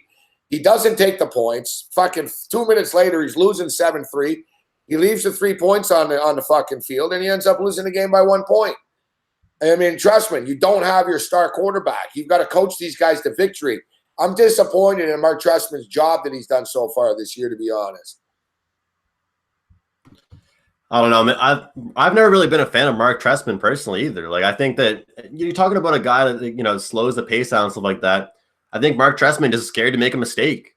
I think he's literally scared to fuck up, so he makes a safer decision sometimes, Gabe, and it backfires for him. No, it's not that. In my opinion, it's not that. Listen, he's a 2-time Grey Cup champion. He's a head coach in the NFL. He's an offensive coordinator of the Oakland Raiders, San Francisco 49ers, head coach of the Chicago Bears, 2-time champion. You know what I mean? The guy knows what he's doing. Like, he's known as one of the smartest football minds in football, actually. They're like, fuck, he's like Einstein of football, his mind. But fucking, I don't think he doesn't trust his quarterback. Like, he doesn't really like Franklin. With Ricky Ray, he'll do things, but he doesn't like Franklin. And, it's weird because, like, they're so conservative. It's hurting them, though. Like, they've got to open it up a bit. They've got good wide receivers and shit, but they've got to give these guys a chance to go up and get some footballs. And look at tonight. Look at Saskatchewan. Saskatchewan got a little bit more aggressive tonight with Bridge, and it worked out for them. Yeah. To me, that's the way you got to go with Franklin. Just accept it. Trust me, he's your fucking quarterback. That's the way it is, bro. Live with it. Don't be like, I don't trust him to do this. I don't trust him to do that. Just do it, fuck. Yeah, man. What we saw from Saskatchewan tonight is pretty much what Saskatchewan has to do to be successful. I mean, I'm not saying it was complete just because of the first half, but I mean, the way that Hamilton looked covering that first half spread and then all of a sudden going to the second half, what can we say besides Saskatchewan took some fucking risks, man? Like Saskatchewan, though, bro, that fit man run, they're explosive when he took off.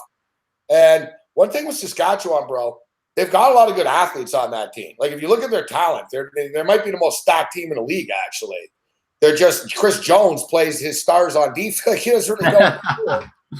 And Brandon Bridge isn't great, right? Like they never addressed the quarterback position. Well, they thought they did with Caleros, but you know what I mean?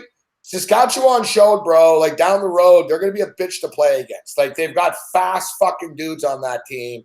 And Saskatchewan's a tough place to play as well. Brandon Bridge is another guy. He's never really had a chance to play that much, right? I mean, if you let him, you got to let these guys play and struggle a little bit. It's like Bridge struggles for a fucking series and they panic and they take him out. You got to let him go through the growing pains.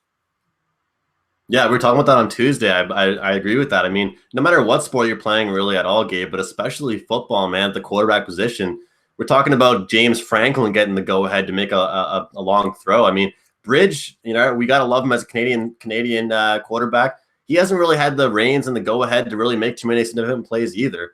And I think that if he can have those opportunities, he's not going to be special. But I also got to touch on it for a second, Gabe. I mean, could we not have predicted that Zach Collaros gets injured? Like, could there not have been a prop bet on that? Like, Zach Collaros under 5 weeks to get injured.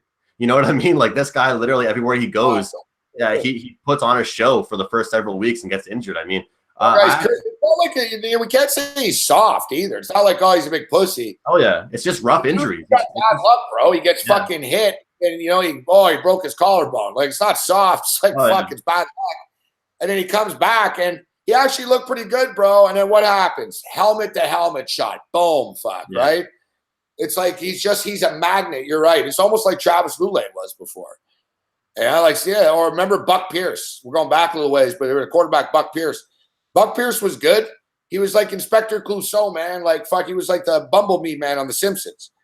Like, Buck Pierce would get hurt, like, walking onto the field, but it wouldn't be his fault. Like, he'd fucking, I'm amazed, like, the scoreboard never fell on him. Like, Buck Pierce had the worst fucking luck of injuries. And he's a tough guy. You know what I mean? It's not, it's just some guys are just sort of cursed.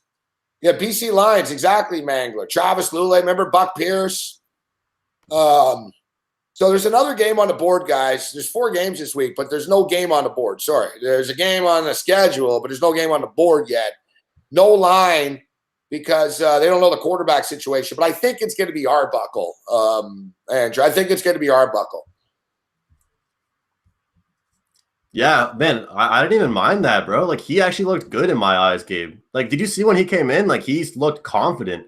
And it just goes from the team. It's in a winning culture. I mean, that team, I'm sure when he's in practice, he knows, obviously, he's the second guy, and he's the guy behind Bo Levi Mitchell, let alone Bo Levi Mitchell is a good guy to look up to and follow behind. But I wouldn't, man, if you're the Calgary fucking Stampeders, Gabe, why would you risk it? You're playing the shittiest team in the entire CFL. The team's going to be shitty for several years. Why would you risk that and toss Mitchell into that kind of game? You can get Arbuckle a chance to show what he's worth, show what he can do.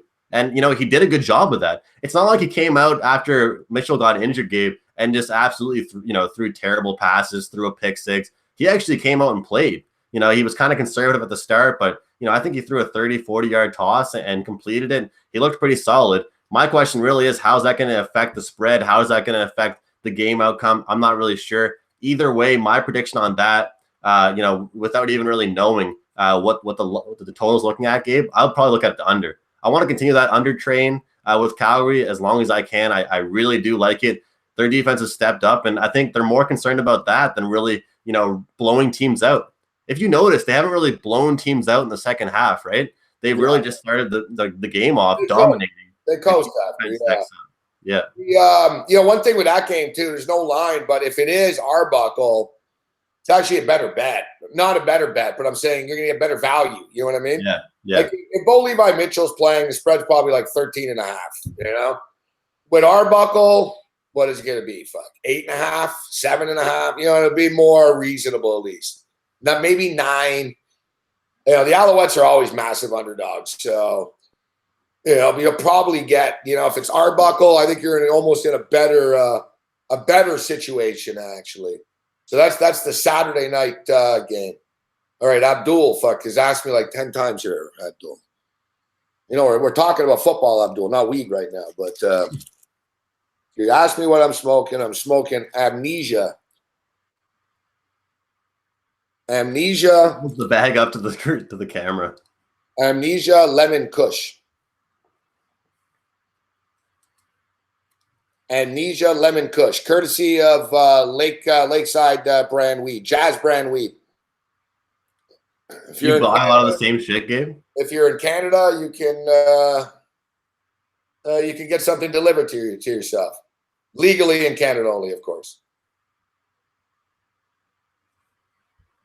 Yeah, man, that Winnipeg game's pretty much. I mean, that's the pick that I'd really give out if anyone cares to listen to me. I mean, that's the pick That's the one you like. You like the Bombers, huh? I like the Bombers, man. Like, honestly, I think that looking at the way that these two teams look the past couple of weeks, I'm not gonna say the only reason I'm betting this, Gabe, obviously is kind of the bounce back spot. It's more so that BC came off that win, and they're that's nothing to take seriously. I mean, BC having that, and then they're coming into this game against Toronto.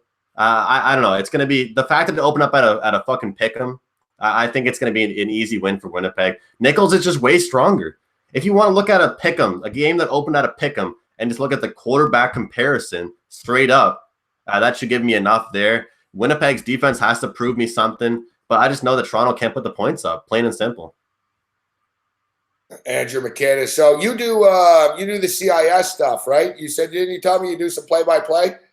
Yeah, I do play-by-play for basketball, volleyball, a little bit of hockey. That's good. So you know what? I missed the boat on this one. Because normally I'm on top of this, but I just see today because they announced today that it's on ESPN. But it's pretty cool. So Duke every summer, guys, big time college basketball teams come to Canada and they play against Canadian university basketball teams. Okay. And it's good tune up. It's a preseason game for Duke, gets them ready for their season. And it's a preseason game for the Canadian teams too. And it's good for the Canadian team because they get to play against fucking, a better team and etc. But usually it's not on ESPN. But ESPN is broadcasting all 3 fucking games that Duke play. And ESPN, it's called the Duke Canada Tour. And like Duke's big time in this because then of course, Duke's number 1 recruit, RJ Barrett, is from Toronto. So it's pretty cool. Coach Krzyzewski's not stupid, fuck. So he's like, yeah, let's go to Toronto. Fucking get more of these kids up there. So Duke is coming to Toronto, and we'll be going to the game. Fuck, I can't go to both, but I'll go to one of them. So, but what's crazy about this, so Duke has 4 of the top recruits, top of the 100 recruits in the country. But 4 of the top 10 recruits in the country are going to be playing in this game. They're Duke guys. RJ Barrett, Zion Williamson, Cam Reddish, and Trey Jones all will be playing in these games. Jay Billis and Dan Schulman on the call. So they're not fucking around. They're taking this seriously. It's going to be cool. ESPN Plus, it's on. So it's Duke versus Ryerson, Duke versus Toronto, and Duke versus McGill. And then Duke go to Montreal for a game against McGill in Montreal. You and I talked about this, and we've said CIS basketball is very, very good. This is an opportunity for CIS basketball to really shine and get a major, major opportunity on ESPN against Duke here, McInnes.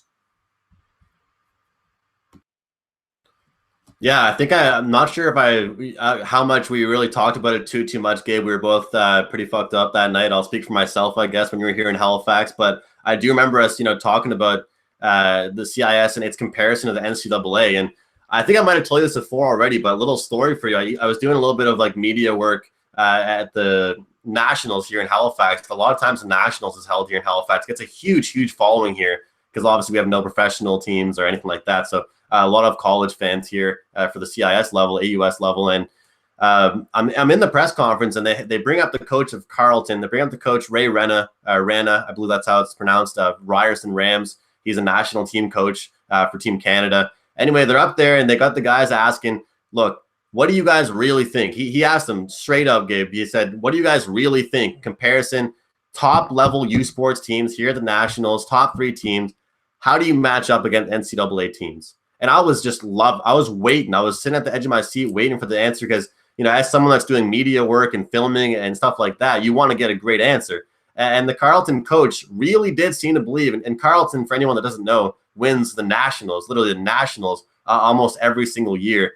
The Carleton coach literally said any given night they can beat Wichita State. They could beat those tough teams. They could beat, even teams like Duke on a hot night for them. And he, in my head, I was thinking maybe is that just kind of a pump up tool, like a mental tool for his team, hoping his players hear him say that, or is he really serious? And so I really, they said any questions after that. And here I am, youngest guy in the room, not really with a contract, doing a little bit of media work, Gabe, raise my hand a little bit and say, sir, I got to get you to follow up on that for me. Do you think you can beat Duke? Do you think Carleton Ravens and the Ryerson Rams could actually beat Duke and Wichita State, Kentucky and all that? And I put him on the spot, and this guy was looking at me like he was pretty pissed, right? Because he probably doesn't want to be grilled about this because this shit could go, pretty viral. And anyway, yeah, he literally did agree. He thinks that the top level of U Sports, top 3 teams can really take on the NCAA. So the fact that's being broadcasted on ESPN, it's huge. It's fucking huge. Like for anyone that doesn't live like in a big city, like the thing is, Gabe lives in Toronto. I live in Halifax, a lot more east coast of Canada. It's obviously you've been here, Gabe. It's not a small town, but it's not a huge city like Toronto, Montreal, Vancouver. So this is huge for us. And when we had this here, I mean, this college was just as competitive as a lot of teams. They could probably beat the lower level NCAA teams, if anything. Yeah, if Carleton was in the NCAA, like I tweeted about this earlier today, they would. Let me look at the conferences. Like Carleton could play with like fucking. They would do well against like the Sienas and the Ionas. Let me look at different teams and conferences. But, well, the thing is, dude, I don't know if you know this, McKinnis, but, yeah, Carleton. Now, listen, Duke isn't playing Carleton this year. Duke won't play them. Duke won't play them, right? It's funny because Duke is coming to Toronto, but Duke didn't want any part of fucking Carleton to go up there. I heard that. Because Carleton fucking take these games so seriously and shit. Because it's a big feather in their cap to win the game, right? Yeah. Like Carleton kicked the shit out of Wichita State fucking 2 years ago. Yeah. Carleton beat Wichita State. Carleton beat the Virginia Cavaliers like 3 years ago. Like Carleton basically wins every fucking time they play one of these NCAA teams, and the coaches don't like it. Like Greg Marshall fucking freaked out, Wichita State and shit. He was embarrassed. Fuck. He didn't think he was going to go to Ottawa and fucking lose by fucking 16. So he didn't realize, wow, these guys are good. So they're waiting for you. Fuck. But it's a preseason game for Wichita State. Like these college teams are playing their freshmen and shit. It's not like they're playing in the March Madness and it's their top roster, right? Now, Duke is different because all their recruits just happen to be studs. But Carleton, would be fucking, Carleton would be like one of these fucking, 15, 16 seeds. You know what I'm saying? Yeah. Like Carleton, like, would beat Vermont. Like, Vermont's in the tournament. Siena's, Iona's. Carleton wouldn't fucking do well in the Big Ten or the Big 12. Like, they'd be overmatched. But, like, they beat Boston College. They beat mid-tier teams. You know what I mean? Yeah. Which is an accomplishment. They're fucking good. Carleton are good. I think what really separates it from the NCAA is really the size, athleticism. I mean, you talk about comparing, let's say even like AHL to NHL. I'm not saying it's really that exact comparison, but I think if you look at it, the players are athletic, the players are built, the players can shoot threes, but it's just the ability to do it at such an alarming rate, and the way that they do it is just way different in the NCAA. I mean, I've seen earlier this year, Gabe, a couple months ago, I watched the Rams actually knock out the Carleton Ravens this year in the semifinals. And the reason was just because Carleton wasn't hitting shots and they don't have enough actual built, physically strong big men to dominate down low. I mean, everyone is skinny and small and they're quick and everyone thinks they can shoot from outside. But whereas in NCAA, they'll pick up some guy that's just absolutely a freak of nature, just fucking massive, and be like, here, park your ass in the paint, go out every couple seconds, and get yourself a triple double. I mean, we don't have that here in Canada, or we don't have the variety of that like you do in other places. I think that's the biggest difference is not only the athletic, the opportunities and the selection, but the size is the biggest difference too. You got guys coming out of high school. You guys are talking about Carleton. Big man, you never even watched Carleton play before. Like, you never even watched them play. What are they saying? Shit, you don't ever watch them play before. You guys never heard of them before. Now you're talking shit about it. And anyways, I don't give a fuck about the chat, but no one's saying Carleton is fucking beating Oklahoma State, all right, in every night. But the fact is, Carleton beat Virginia. Carleton beat fucking Wichita State. Carleton beat Wisconsin fucking a couple of years ago. You go down the list. Carleton wins these games. They look at Carleton like a North Dakota. You know what I mean? North Dakota every fucking year wins that fucking game that they play against the Big 12 or Big 10. They'll beat an Iowa. They'll beat an Iowa State. You know what I mean? But it doesn't mean North Dakota is going to fucking compete every week. If you put North Dakota State in a Big 10, they'd be like Minnesota. They'd be a 6-16, right? It's all the small fish pond type of thing. But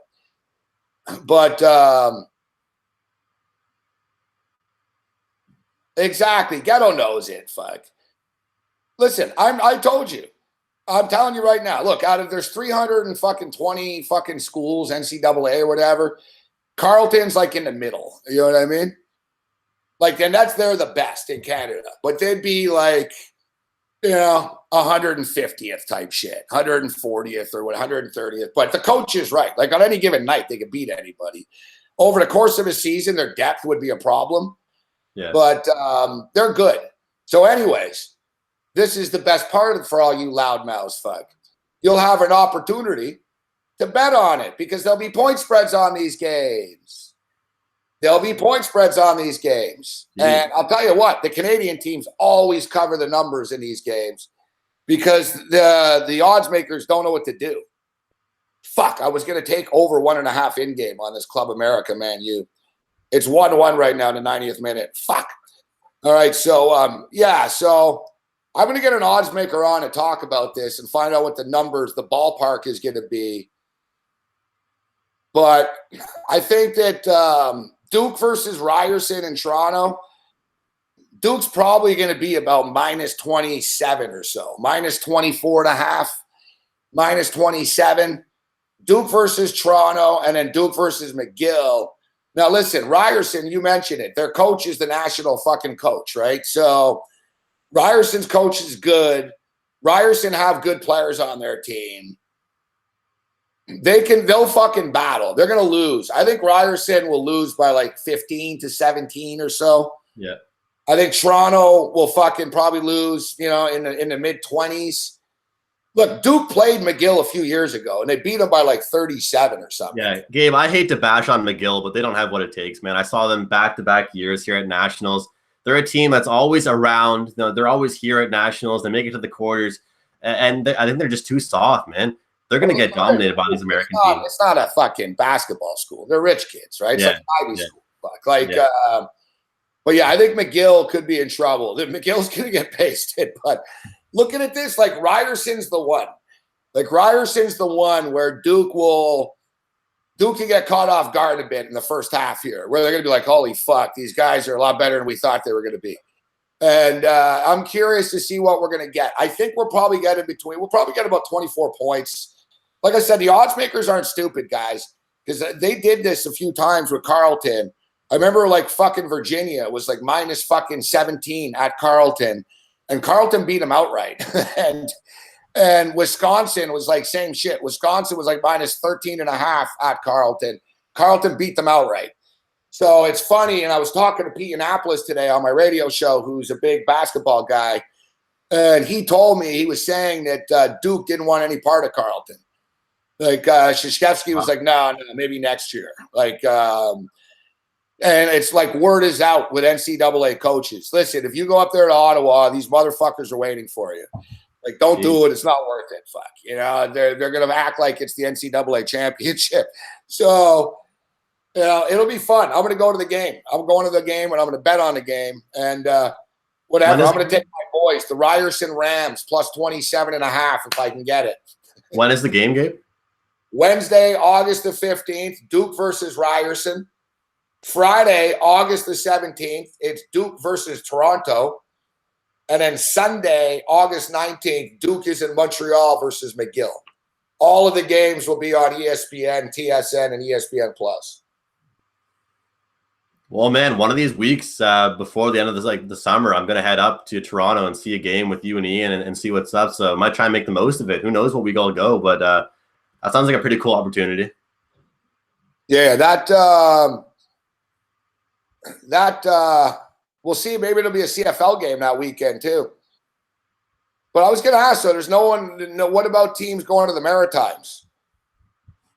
Like no one's going. No college team is going there. No NCAA team. So look, here it is. Here, this is pretty cool. So here is fucking Carleton's not fucking around. All right, Carleton, fucking right. Monday, August the 6th in Ottawa, Carleton versus the Cincinnati Bearcats.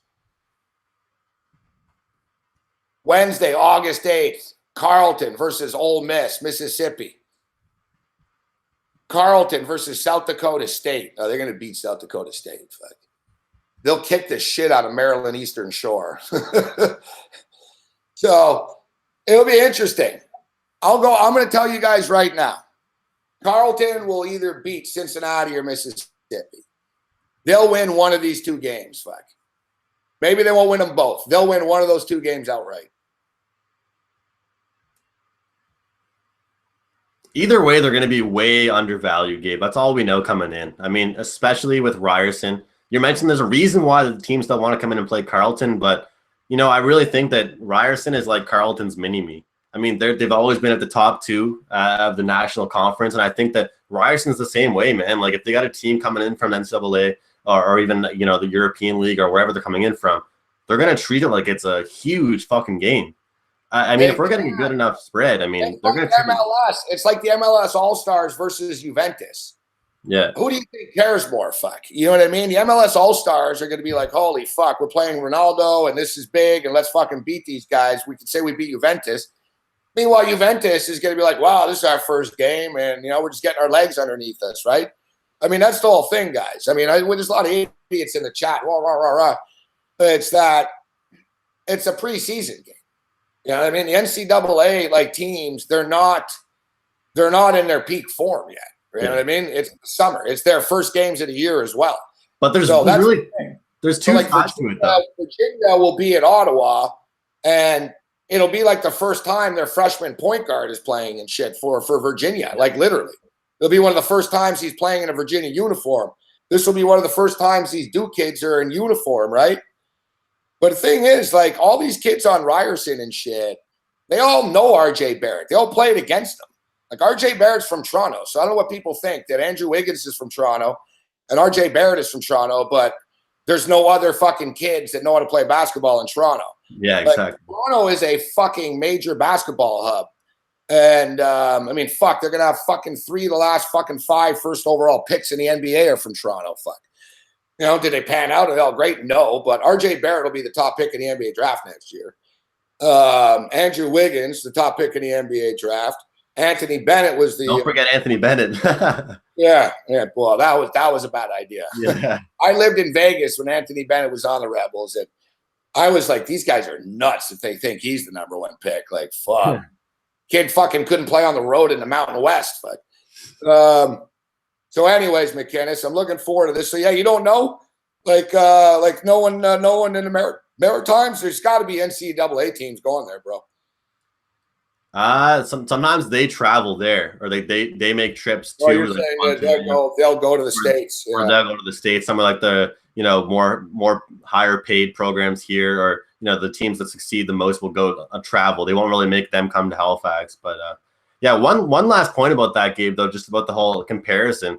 I think it also does work two ways, though, man. Like, if you think about it, growing up playing sports, or anybody that plays in a professional team, an amateur team, whether it's your fucking rec soccer team, you're going to start your season off sometimes. Your coach will arrange a game against a really shitty team, right? or even just a division lower team to try and get your confidence up, boost your tires a little bit, pump you up, get you excited.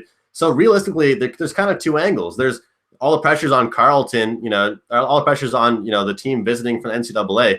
But at the same time, there's a reason the pressure's on them. These kids belong in Division I NCAA. So this should be a step down for them. So I know we're saying, like, look, most of the pressure's on these CIS or these NCAA teams, but realistically, I think there shouldn't be any.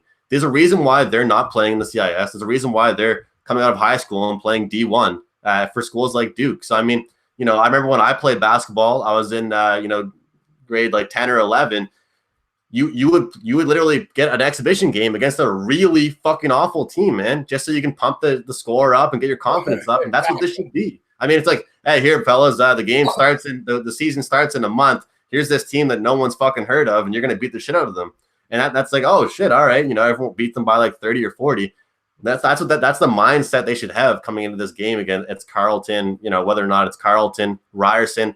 I think teams even here in Halifax, man, Dalhousie, Acadia could really compete at that national level, yes, but against NCAA teams at a realistic level. That's the thing, like you mentioned, Gabe. They're only playing like their bench or their starters, their rookies. They're just getting a little showcase. These guys. We got to get out of here in a minute, because. But the thing is, too, is that like CIS football would have a bigger problem.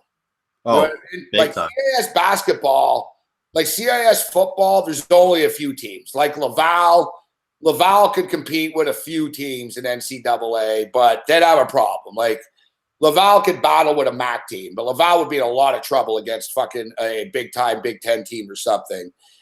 And, but it's different. Like Simon Fraser's the other one. Simon Fraser's fucking good. Like they're basically in the NCAA, actually. It's kind of weird. But, it's going to be fun. It's going to be fun. I look forward to these games, man.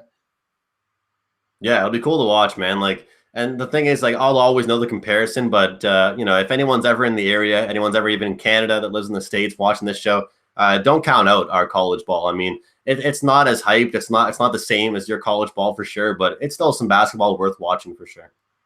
Yeah, well, it's sort of like soccer leagues, right? It's like the top team, exactly. Like, the worst team in the CIS would get fucking massacred, by like 90 against Kentucky. You know what I mean?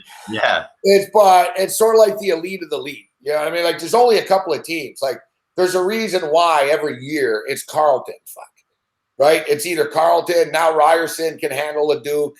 You can't, these guys can't go to any fucking school. I like to see who Concordia is playing in Montreal. Like I saw a big man said that, yeah, if you're going to a school like Carleton, even though it's good in the U sports, that there's a reason why they're at that school. I got to agree. Like I'm not just trying to agree, but I have to say that if you were any better, or if you would have been noticed at a younger age, like RJ Barrett, you wouldn't be playing ball in Canada. You know what I mean? It's true. The guys that are in the CIS are all guys that are going to be playing in like in European leagues. You know what I mean? Yeah, exactly. That's the caliber. Like, yeah, there's no CIS guys that go into the NBA. And on CIS, there's usually a guy or two that could be in the NCAA. I mean, but each team sort of has a star or two, but they're more student athletes. You have to look at the CIS more as like the Ivy. Like McGill is a good school. Yeah. Like, you go to Clemson, your degree doesn't mean anything. Your degree means as much as this rolling paper. I didn't even think about that, Gabe. The United States fucking suck, right? I mean, they're jokes. Like, so you have a degree from Carleton, you have a degree from McGill, you're actually a somebody. Like, unlike, Tom Marino's fake law degree, you're a lawyer from McGill. Like, McGill was voted like the 6th best university in the world. So as your basketball, you think they're going to have the 6th best university in the world and the fucking best basketball team? As if. The rich fucking med school, What do you want from them, But anyways, we got to get out of here. Good job, McKinnis. Thanks for the time, buddy. McKinnis says, go Bombers. All right, man. Appreciate you having me on the show. See you later. Go Bombers. Thanks, McKinnis. We can go on and on all night with this, but I can't wait till these games are on so people can put their money where their mouth is. All you people that say, oh, Carleton will lose by 40. Well, you can bet it, You can bet it. There'll be numbers. Bet365 have numbers for this shit. They have numbers for this. They have in-game. It's one of these deals that you might not see before, but it'll pop up. You'll be like, oh, especially now that it's Duke, and especially now that it's on ESPN. But there'll be numbers for the Carleton-Cincinnati game. There'll be numbers for the fucking Duke Ryerson game. So you can put your money where your mouth is, gentlemen. If you're so convinced that fucking that the Cincinnati Bearcats, I'll tell you right now, Cincinnati's losing that game. I'll bet on the money line. I'll bet on the money line on Carleton against Cincinnati and Mississippi. They might win them both. They'll win at least one of them. They'll win at least one of them. Mark my words, fuck.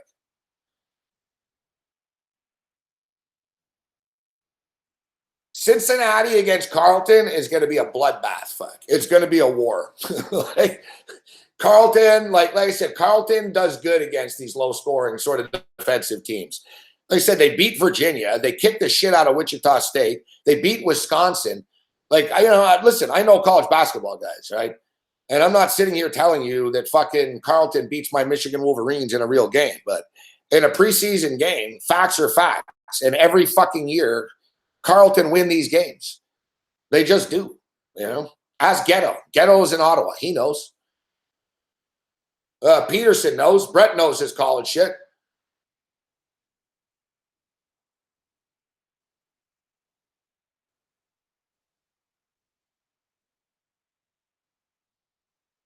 Yeah, Simon Fraser University. They're in Division I.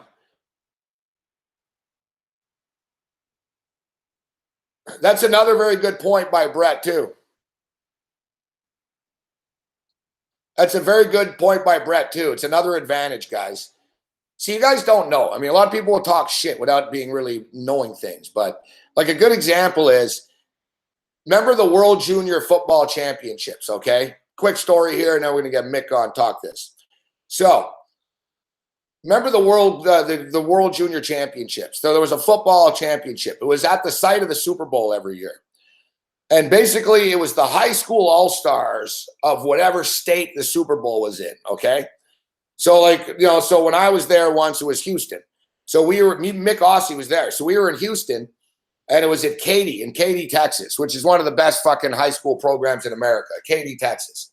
So we're in Katy, Texas at the high school stadium. And it's the all-stars of the Houston and surrounding Texas area. So the running back was Brian Roberson, who ended up being a running back at Northwestern. The quarterback was Brian Johnson, who ended up being a quarterback for the Utah Utes. So we go down, Terrence Nunn was the wide receiver, who ended up being on Nebraska. So you go down the list. Like, every one of these kids went to a big-time Division I program. Like, half the team were on the Texas Longhorns. But so it was all high school kids in Texas, okay, that had just graduated high school, and they were getting ready to go play for NCAA teams and big-time teams. And it was against Quebec, Team Canada, but it was really all Quebec. It was Team Canada, Japan, Mexico, Germany, and Texas, United States, USA. And it was Quebec, all right? Canada versus the All-Stars from Texas. Quebec fucking beat them, fuck. Quebec fucking, kicked the shit out of them, fuck. They ran the ball down their throat, fucking. And why? Because the kids from Quebec were older. The guys on Canada were all 19 and 20. And the kids on fucking Houston were all fucking 18 and shit, 17 and 18. And these bigger kids were 2 years older.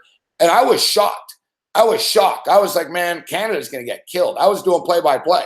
I was like, Canada's going to get killed by these guys. I was like, man, this kid's going to fucking Texas, for fuck's sake. He's playing in Nebraska. I mean, I'm like, the running back's going to Northwestern. I mean, every one of these kids is going to a Power 5 conference school. And I said, this is against a bunch of French kids from fucking Quebec and Montreal. And the coach of Canada told me, don't worry, fuck, we're going to beat them. You'll see. And fucking lo and behold, fucking Canada fucking beats them, all right? Dude, it's Super Bowl week in Houston. It was on the front page of the newspaper. They wanted this coach's head on a platter, fuck. It was the winningest coach in high school history in the state of Texas that was coaching a team. They were like, you lost to a bunch of kids from Canada? You're an embarrassment to the state of Texas. They wanted to fire him, the head coach of Katy, Texas. They wanted to fire him. They were like, you're an embarrassment, fuck. They couldn't believe it. They were like, we're Texas. You just lost to a bunch of French kids from Montreal. It was on the newspaper and shit. The front page, they're like, fucking calamity. Canada beats fucking our high school all-stars. What's wrong with high school football in Texas? They wanted an investigation and shit. So, like, so get this. That was in like the fucking semi. It was like a round robin and then a final. So Canada had to play Texas again in the fucking final.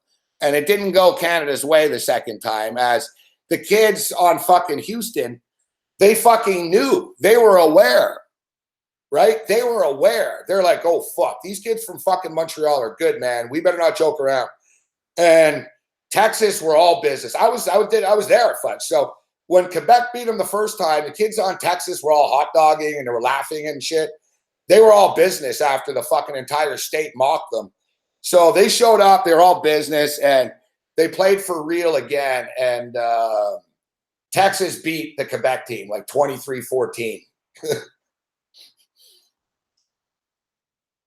There were shorter games. Like the quarters were like 10 minutes, and you know what I mean? But so, and then get this. So then we go to fucking Michigan. Except this is weird. In the state of Michigan, they don't allow their kids to play in all-star games. So they needed to bring in the kids from Ohio. So it was all kids who were going to Ohio State this time. It was like Ohio State Buckeyes, Cincinnati Bearcats, fucking Michigan. It was all Big Ten kids. And it was the top all-stars from the fucking Ohio, Columbus, and Akron areas, whatever. Same shit. So they're playing against Canada, Japan, Mexico. Every year, this tournament, the final was Canada versus the USA. So we're at the Silverdome. I did the game. It was the last football game ever played in the Silverdome. I did play-by-play for it. It's great. That's a great thing to have in your cap. So Pontiac Silverdome, last ever game. I'm doing the play-by-play with David LaParelle. May his father rest in peace, Earl. And we're there.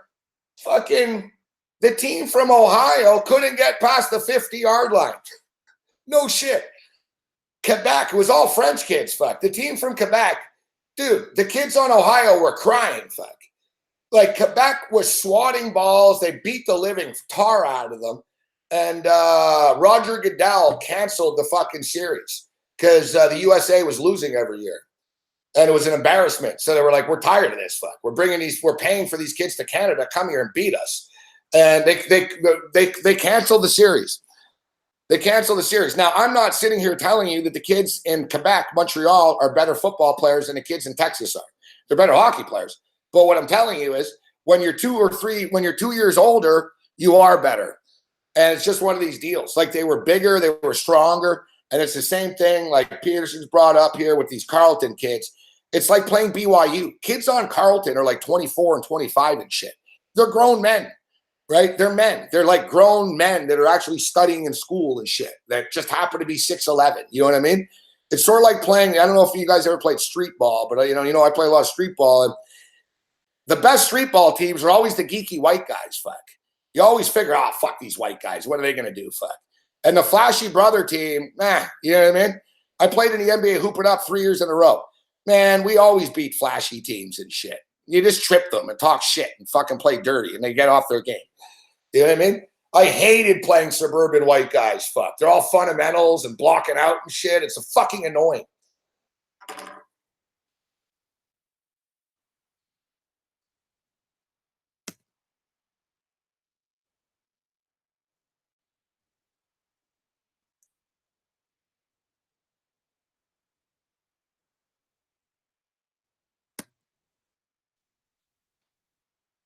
I'm all fired up for these games now.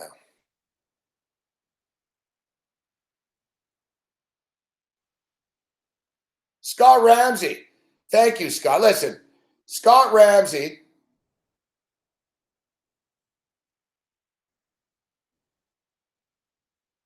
Scott Ramsey knows basketball well. He's a college basketball coach. And Scott Ramsey's coached a lot of kids that went to the NCAA. So he would know. What do you think the point spread will be, Scott?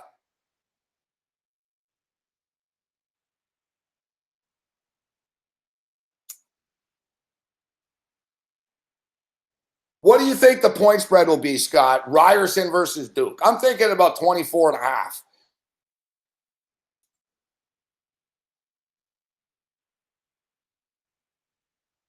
Well, I want to see Big Man just blindly bet against fucking. I want Big Man put your money where your mouth is and blindly bet against fucking Carlton when they play Cincinnati.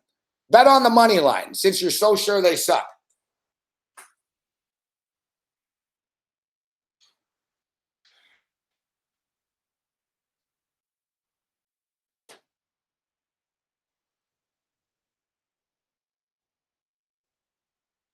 If you're so positive, lay the fucking big money line price on the Cincinnati Bearcats. Lay the minus 1,300 or whatever that they're going to beat Carlton.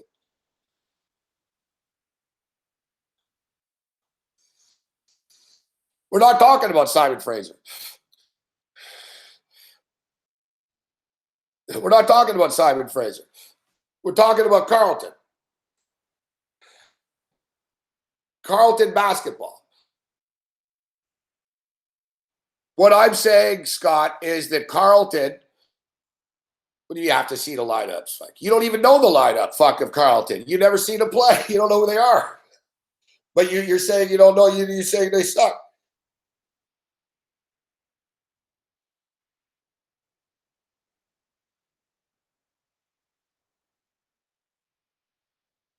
No, but the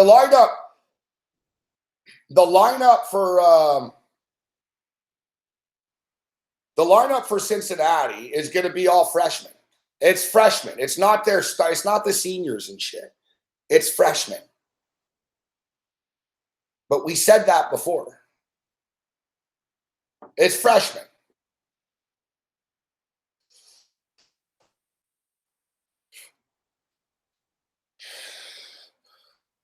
Basketball is a team sport, Brooks. You know what? It's like UNBC beating fucking Virginia. You know what I mean?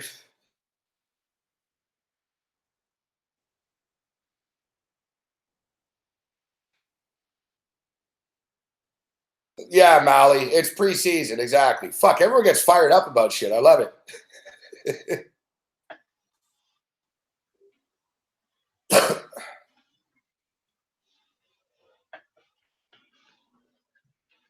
Yeah, it wasn't. They weren't good last year, big men. Ryerson's good now. Ryerson's the team. All right, here's Mick Aussie, who was there in Houston, Texas with us. Mick, you remember when fucking, remember Quebec, Canada, they fucking beat the shit out of fucking Texas? And it was in the newspapers and shit. They were like, this is a national disgrace. Like, they wanted to fire the coach in Texas, but he was all business when they played the rematch. And I think they shut Canada out, actually, in the championship game. I think it was 23-0, to be honest. I remember being on the sidelines. I remember being on the sidelines and thinking, oh, fuck, like, they look a lot meaner today. like, I remember the first day we were there, like, the kids, Brian Johnson, the quarterback, was kind of smiling, and he was with his girlfriend on the sidelines, kind of all chill. And then on fucking the Saturday championship day, man, the fucking coach was, like, yelling at him before the game. And if you remember the first game, no one was there. There were no fans and shit, hardly. Just the families and shit. And the fucking school got all pissed off. They're like, you fucking fans, you fucking assholes better support us on Saturday. So then on Saturday, there was like 4,000 people there and shit. Fuck, you know? You remember that shit, Mick? That was crazy in Houston. Yeah, mate, I loved it. I did 3 of them, so it was fantastic, you know? And then the year after. Jacksonville, Florida. Which football games did you do? Jacksonville, Super Bowl. You and I did the Houston Super Bowl. What was the third one you were at? I did the first one in San Diego when they played, and that's when I first met Elder Perel and stuff. So it was fantastic. Hang on, I've got to change my ear sets. These buggers give me the shits. Hang on.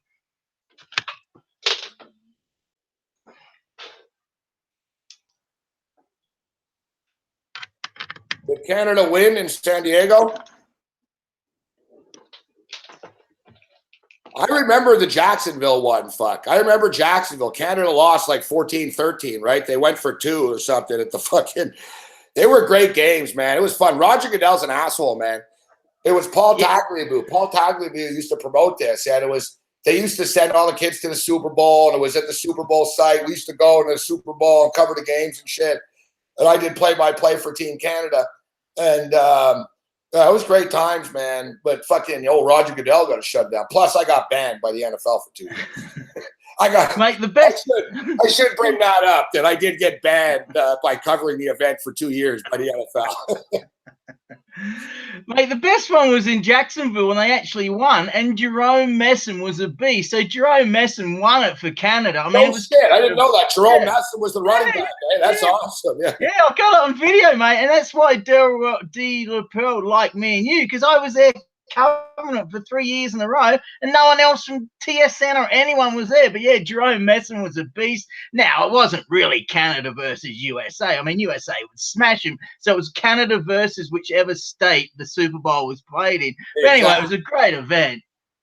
It really was a fun event. And of course, that was the funniest one ever. That's the time that in Louisiana. So guys, every one of these events, they'd have like honorary like celebrities, right? And coaches and Hall of Famers. It was big time event. So for like the dinners were big time and shit. So in Louisiana, New Orleans, they had fucking Nick Saban when Nick Saban was the coach of LSU. All right. And Nick Saban fucking, get this. So Nick Saban's at the banquet. This is a funny story, guys. Nick Saban's at the banquet. All right. And all the football teams are there. All the countries are there. And Nick Saban's like, you know what, man? He's like, it's amazing how good these teams are from different countries playing American-style football. I thought they only played soccer. And, like, he's like, no, but all kidding aside, he goes, you know, we actually recruit in Europe, and we look everywhere around the world, and we've recruited a lot of Canadian kids. And he starts, you know, whatever. So Nick Saban's giving his speech. So he goes, this is what I've noticed about each team. And he goes, Team Germany. And he looks over at the Germans, and they all clap. He's like, Team Germany. There's all the kids sitting there and shit. He's like, you know, just like you'd expect. He goes, the Germans, these guys got great work ethic. He goes, I went to their practice, well-run practice, disciplined. And he goes, these guys can play football. And he's like, give them a couple of years, and the Germans will have a good football program going. He goes, they can accomplish whatever they want. And he goes, very determined. He's like, he gets to Mexico, right? He's like, he goes, Mexico. He goes, fuck, you guys are fast. He's like, you guys are fast. He goes, and the thing is, Mexico were good, if you remember, Mick. And Mexico was kind of deceptive. It was all kids that were on the border, kind of, right in Texas. So the Mexican team were mostly Mexican Americans. But anyway, so the Mexican team, he was like, you guys are fast. And he's like, Canada. And he's like, Canada. He goes, we're getting sick of you guys winning all the time. But he goes, you know, you guys in Canada, you're fucking big, you're tough. You know, you like to fight. And he goes, yeah, we love, you know, he goes, you guys make good football players. And, you know, he's like, stick to hockey, though. Ha, ha, ha. Everyone's laughing. You know, cheap jokes type shit. Then he gets to Japan, fuck. Nick Saban says, Japan. He goes, you know, Japan. He goes, these guys are fucking good. And he's dropping F-bombs and shit, right? He goes, Japan, these guys are fucking good. And he goes, but you got to watch out for them. And then he drops it, fuck. He goes, Japan. He goes, I watched them play. And Japan ran a couple of trick plays because they were littler guys. And so they were running trick plays a lot and shit. And Nick Saban goes, Japan. He goes, they got a really creative playbook. He goes, they like to surprise you, just like Pearl Harbor. And the room goes silent. The fucking Japanese delegation are pissed. They're pissed. He goes, they're very creative. They run a lot of trick plays. They like to surprise you, just like Pearl Harbor. Everyone's like, oh, what the fuck? I let him say that. Like, did you just, like, this is like pre-internet days, pretty much. It just, you know what I mean? So it's like, everyone's sitting there like, oh, fuck, man. Because people were kind of worried. That, and like I said, he was drinking a little wine and shit. And it was like, the F-bombs were gone. And it was like, oh, fuck. Like, what's he going to fucking say, right? So he's nearly out of it. He's like, in Japan, they got trick plays. Fuck. They like to surprise you, just like Pearl Harbor. And fucking Saban after, man. You see him, he's like apologizing. He's like, he's with the Japanese coaches. He's like, no, I didn't mean it. No, I was like, it was a joke. I was just trying to be funny. Nah, fuck. The thing with Nick Saban is he looks like a big prick, right? But in real life, Nick Saban's actually funny. Like, he cracks like really bad jokes and like politically incorrect shit. So Nick Saban's like, I was just trying to do a thing about each country, and I'm really sorry. It was like an international incident because of Saban. Like, the Japanese walked out and shit. Fuck. Yeah, but he actually told the truth, right? So he didn't say anything. Well, that's the thing. Imagine saying it now. You say the truth, you still get in the shit, right? That's the trouble. You can't say nothing now. You know what's funny too? Earl de la Parrell was there, dude. Yeah, Earl's always like, oh God, fuck, like, football players though and coaches, like, like it's not for the faint of heart. Their jokes, Anyway, congratulations on the French winning the World Cup, mate. And the funniest thing was in all those FIFA corrupt officials and Putin got soaking wet. That was hilarious, mate. Whether you believe in God or whatever, I think they brought the thunderstorms right at the end of the game to get all those corrupt officials soaking wet. I laughed my head off, mate, because I watched Wimbledon. I didn't watch the game. Anyway, enough of soccer talk. Dude, I saw the speech today, the pregame speech by Pogba. Pogba is speaking French, obviously, right to the team. But I speak French, so I actually understood him. He speaks like I understand Pogba. So, man, his speech was great. Like, I can't really – I would play it right now, but the volume is kind of low on the speech to begin with. So I don't know if it'll pick up well. Like, the audio on whoever filmed the speech off their phone in the room, somebody filmed it like off a phone. And it's basically like right before they go on the field, it's fucking like 5 minutes before the call. Because you can see there's like a clock and basically it's like 4 minutes, 3 minutes, whatever. So Pogba stands up and they're all like at this table and they're standing and they're sort of like standing at this table, all the players on France. It's just so simple, his speech. But he said, there's two teams. He said, deux équipes, une coupe. He was like, two teams, one trophy. And he was like, pas oublier la dernière fois. He told them, don't forget what happened in the 2016 Euro. He goes, we lost. And he goes, and it was crazy, man. He almost cried. He goes, we lost. And he goes, we still feel it here dans our core. And he said, we still feel it in our heart that we lost. And he goes, it's still in our head that we lost. And he goes, we don't lose today. And then, man, he got me fired up, man. He's like, he said, everybody in the country of France is watching. And he said, their grandchildren, their children, their grandchildren, and their great-great-grandchildren, 100 years from now, will remember what we did on this field today. And it was fucking nuts, man. And everyone just they went out and he said, we will be the better team. We will win. It was it wasn't overly like cheesy, but when he got to everyone in France is watching.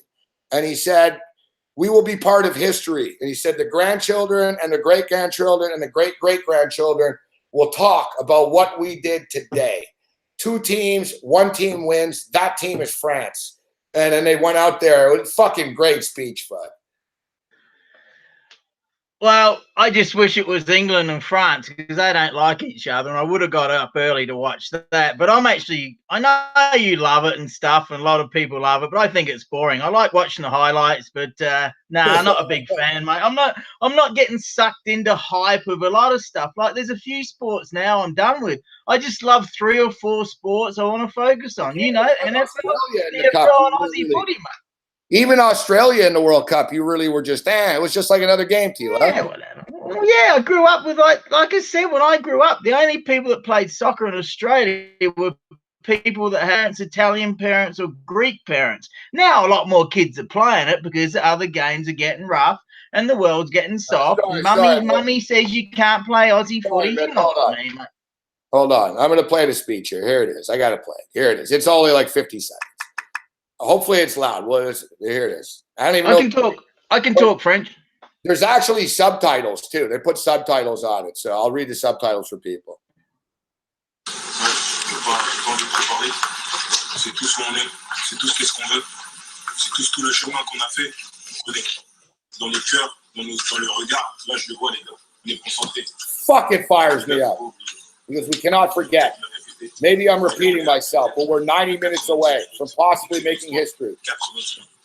Un match, on a fait je sais pas combien de matchs dans notre carrière, dans notre vie. He goes, who knows how many games we played in our lives, but this game will change our lives. This game changes history. There's one trophy they wanted as much as we did. We lost the Euro. We know we lost. We feel it in our hearts. It's in our heads.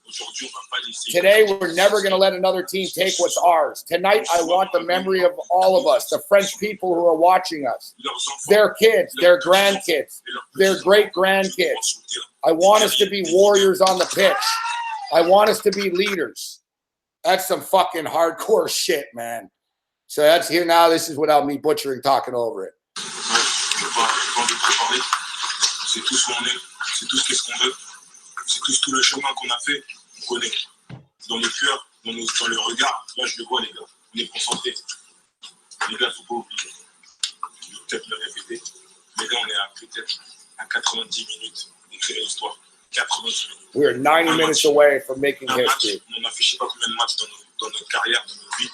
Mais là, c'est un match, et là, ça change tout. Ça change toute l'histoire. Il y a deux équipes. This is the part that gets me going here. There's two teams. They want it like us. We know we lost the final already. We know it. We feel it in our hearts. We feel it in our heads still. Aujourd'hui, on va pas laisser notre équipe prendre ce qu'il y a. Je veux que ce soir, on soit dans la mémoire de tous les Français qui sont en train de regarder. Leurs enfants. He said we will create a memory for all of France to remember forever.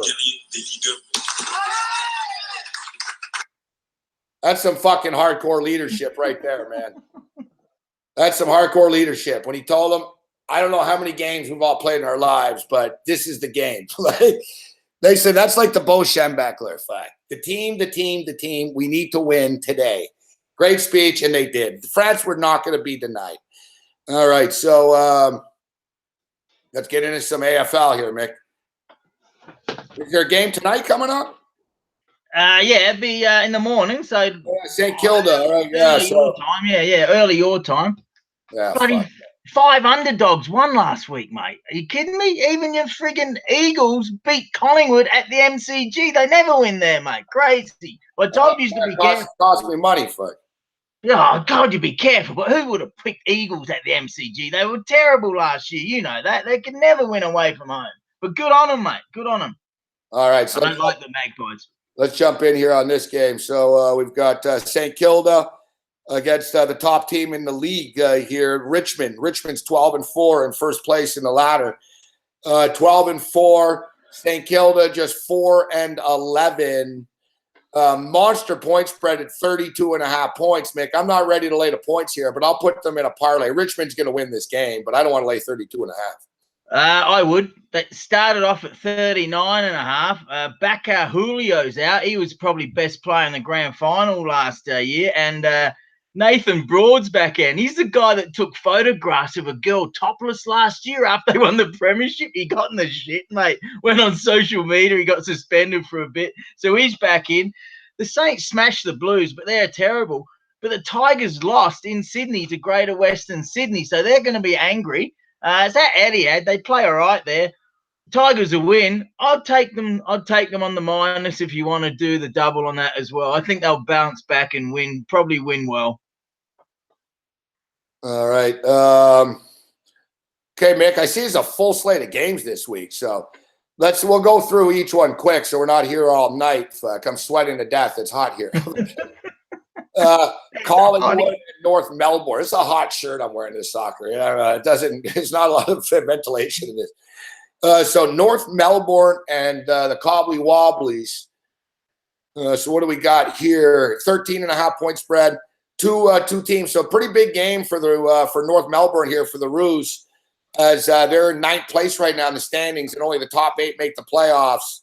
Still a couple of months, still about 7-8 games to go, but still big game here. What do you make of this one here with Collingwood being 13.5 point favorites? Yeah, interesting. One of the games of the week, the Roos got to win. They're out, like you said, they're ninth spot. The Magpies are sitting in third spot. The start of the year, the coach, Nathan Buckley, Fig Jam, he nearly got fired. They're on fire. But guess what, Gabe? This is amazing. Mason Cox, our American buddy, was out last week with a sore hammy, and all the reporters are saying they missed him. So Mason Cox is back in, up forward. He's so tall. He's 211 centimeters. He's played well, mate. Amazing story, because you and I have been talking about him for the last year or so. Maggie's got smashed by the Eagles, like I said. Roos lost to the Swans. Oh, I do like the Magpies to win and probably cover. The spread was 11.5. Now it's up to 13.5. But a tough one. Probably stay away. Take the Magpies to win and maybe cover. I'll put it in the win straight up. I mean, this game's tomorrow night, but I'll play them to win straight up, minus 186. I think they get there, so I don't need to put that one in the parlay. So holy fuck, we got a big point spread here. The Swans are 60.5-point favorites against Gold Coast. Yeah, that is big. Is that the MCG? That's a small over where Buddy Franklin could kick a shitload. Take the Swans to win. They won't lose that because they're sitting in the fourth spot. And, yeah, there's like 5 or 6 games to go, Gabe. So we're coming down to really important games. So the good teams now should not lose. And if they do lose, they're going to risk missing out on the 8 because the Crows and the Hawks. Sydney's really fucking killed them. Like, look, the last time they played 118 to 51. They beat them fucking 79-41, 127 to 64, 93 to 41, and 109 to 74. So Sydney have dominated these guys, but 60 points is a lot. I mean, I almost just want to blindly take the fucking 60 points. But in the 3 previous games, SCG contest, the Swans have won by 41, 63, and 67 points. Yeah, well, like I said, the tipster, I don't go off against him very often. Sometimes I do. Says 45. So, yeah, I don't think they'll cover. They might, though. So it's a tough one, but Swans to win that. They won't lose it. Suns aren't very good. They haven't won in a long time. It's at the SGG. Stay away from the plus-minus, but take the Suns to cover if you have to. 60.5, a lot of fucking points. I'll just pass on that game. Essendon's 38.5-point favorite against Fremantle. Oh, mate, can you believe this? This is the other upset that was the biggest upset last week. The freaking Dockers. I don't know, Mick, the number's too high here. Like, they're both the same teams. They're like neither, you know what I mean?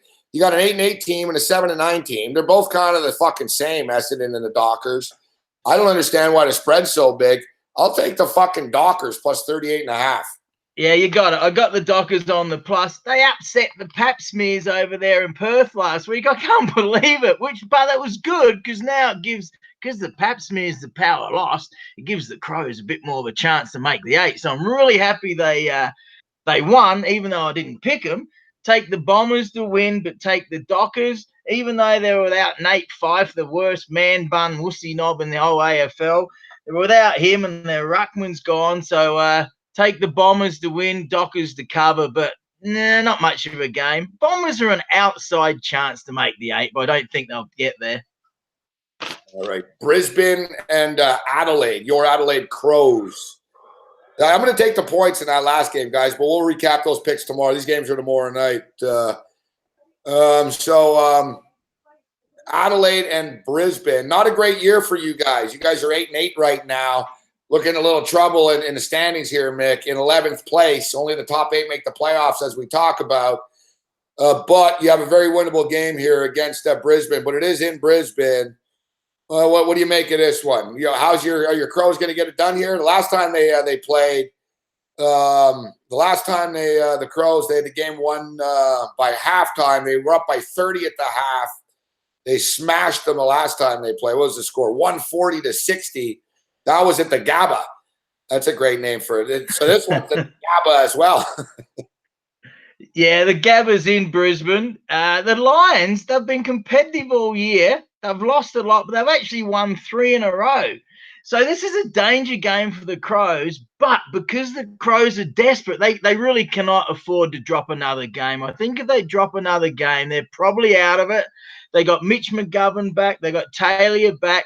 But big Tex Walker, the skipper's out because he elbowed a guy in the head. He's suspended for one game.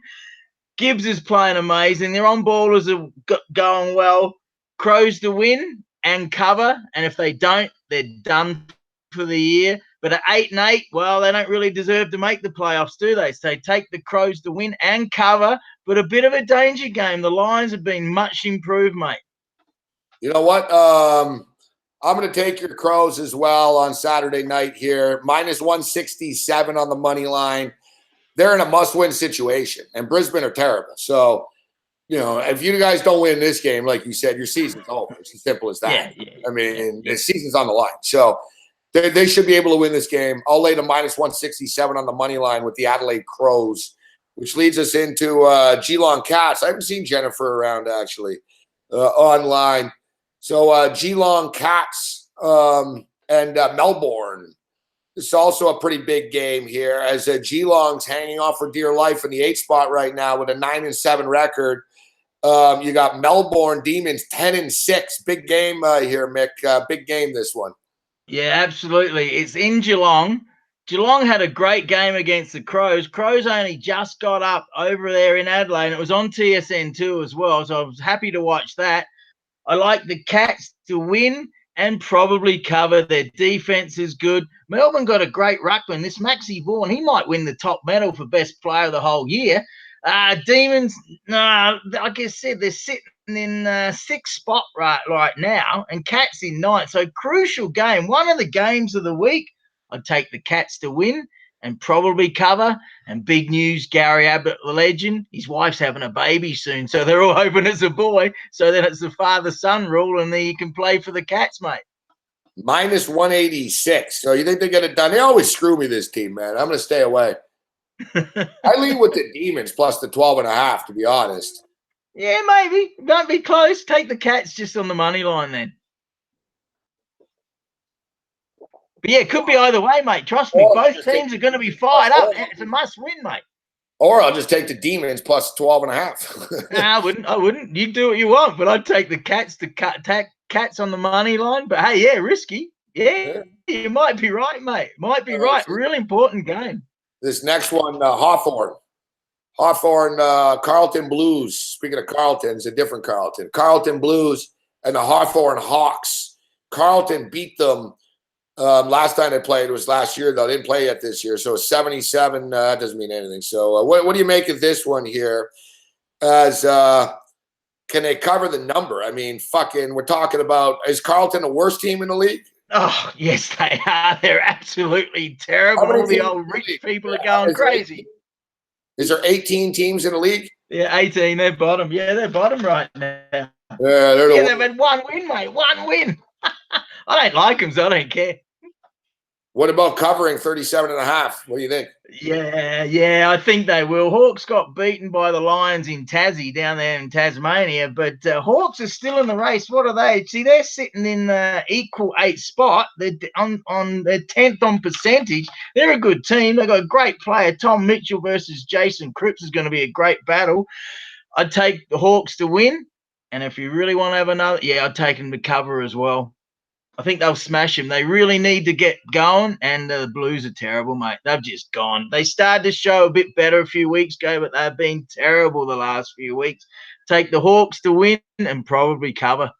My West Coast Eagles, big win last week. Holy shit, didn't see that one coming. Like I said, they're not the best. You can almost throw out the window, Mick. They're actually a good road team now. They're no longer not a good road team. Like they can win on the road, this team. They're the real deal, man. They're 12-4. West Coast Eagles, but they're 38.5-point favorites against Western Bulldogs this week.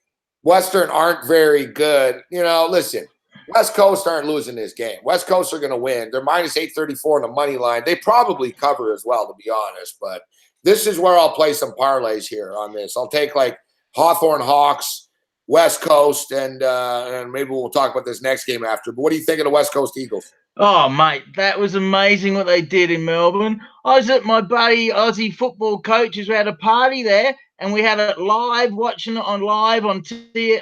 You pay $80 a year, you get all the games. So we watched that Saturday night. Fantastic. Bad news though, mate. One of my favourite players, the big Fijian ruckman, Nick Natanui, done his knee again. He's having another reconstruction on his other knee. It's his second reconstruction. And then in Perth, when he went back to Perth, one of the Eagles officials hassled a cameraman. That wasn't cool. What an idiot. Eagles have got their stars back. Josh Kennedy and Darling up forward, mate. They're looking real good. They're sitting second, mate. Who was your buddy I met in Vancouver? Remember, he told me he said he worked for the Eagles. He worked in the AFL. Yeah, that was Goffey. Yeah, that guy. Yeah, he said he worked for the Eagles, another team. He said the Eagles are real arrogant. Fuck. Like the entire program, from like the owners, like to the people, the employees, to the players. Of course, I got to be a fan of like the big douchebag people. I like West Coast. They're one of these teams. They think they're great, even though they haven't won in a while, right?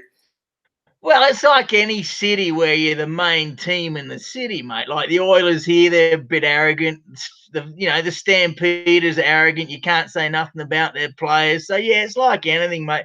They have had success. They're a good team. They're beautiful new stadium over there. Like they're the Kings on the coast, right? Oh, absolutely, mate. And they won a couple of flags, and then all their boys were doing cocaine, and it was a big cover-up for years. And Benny Cousins, remember that, the star?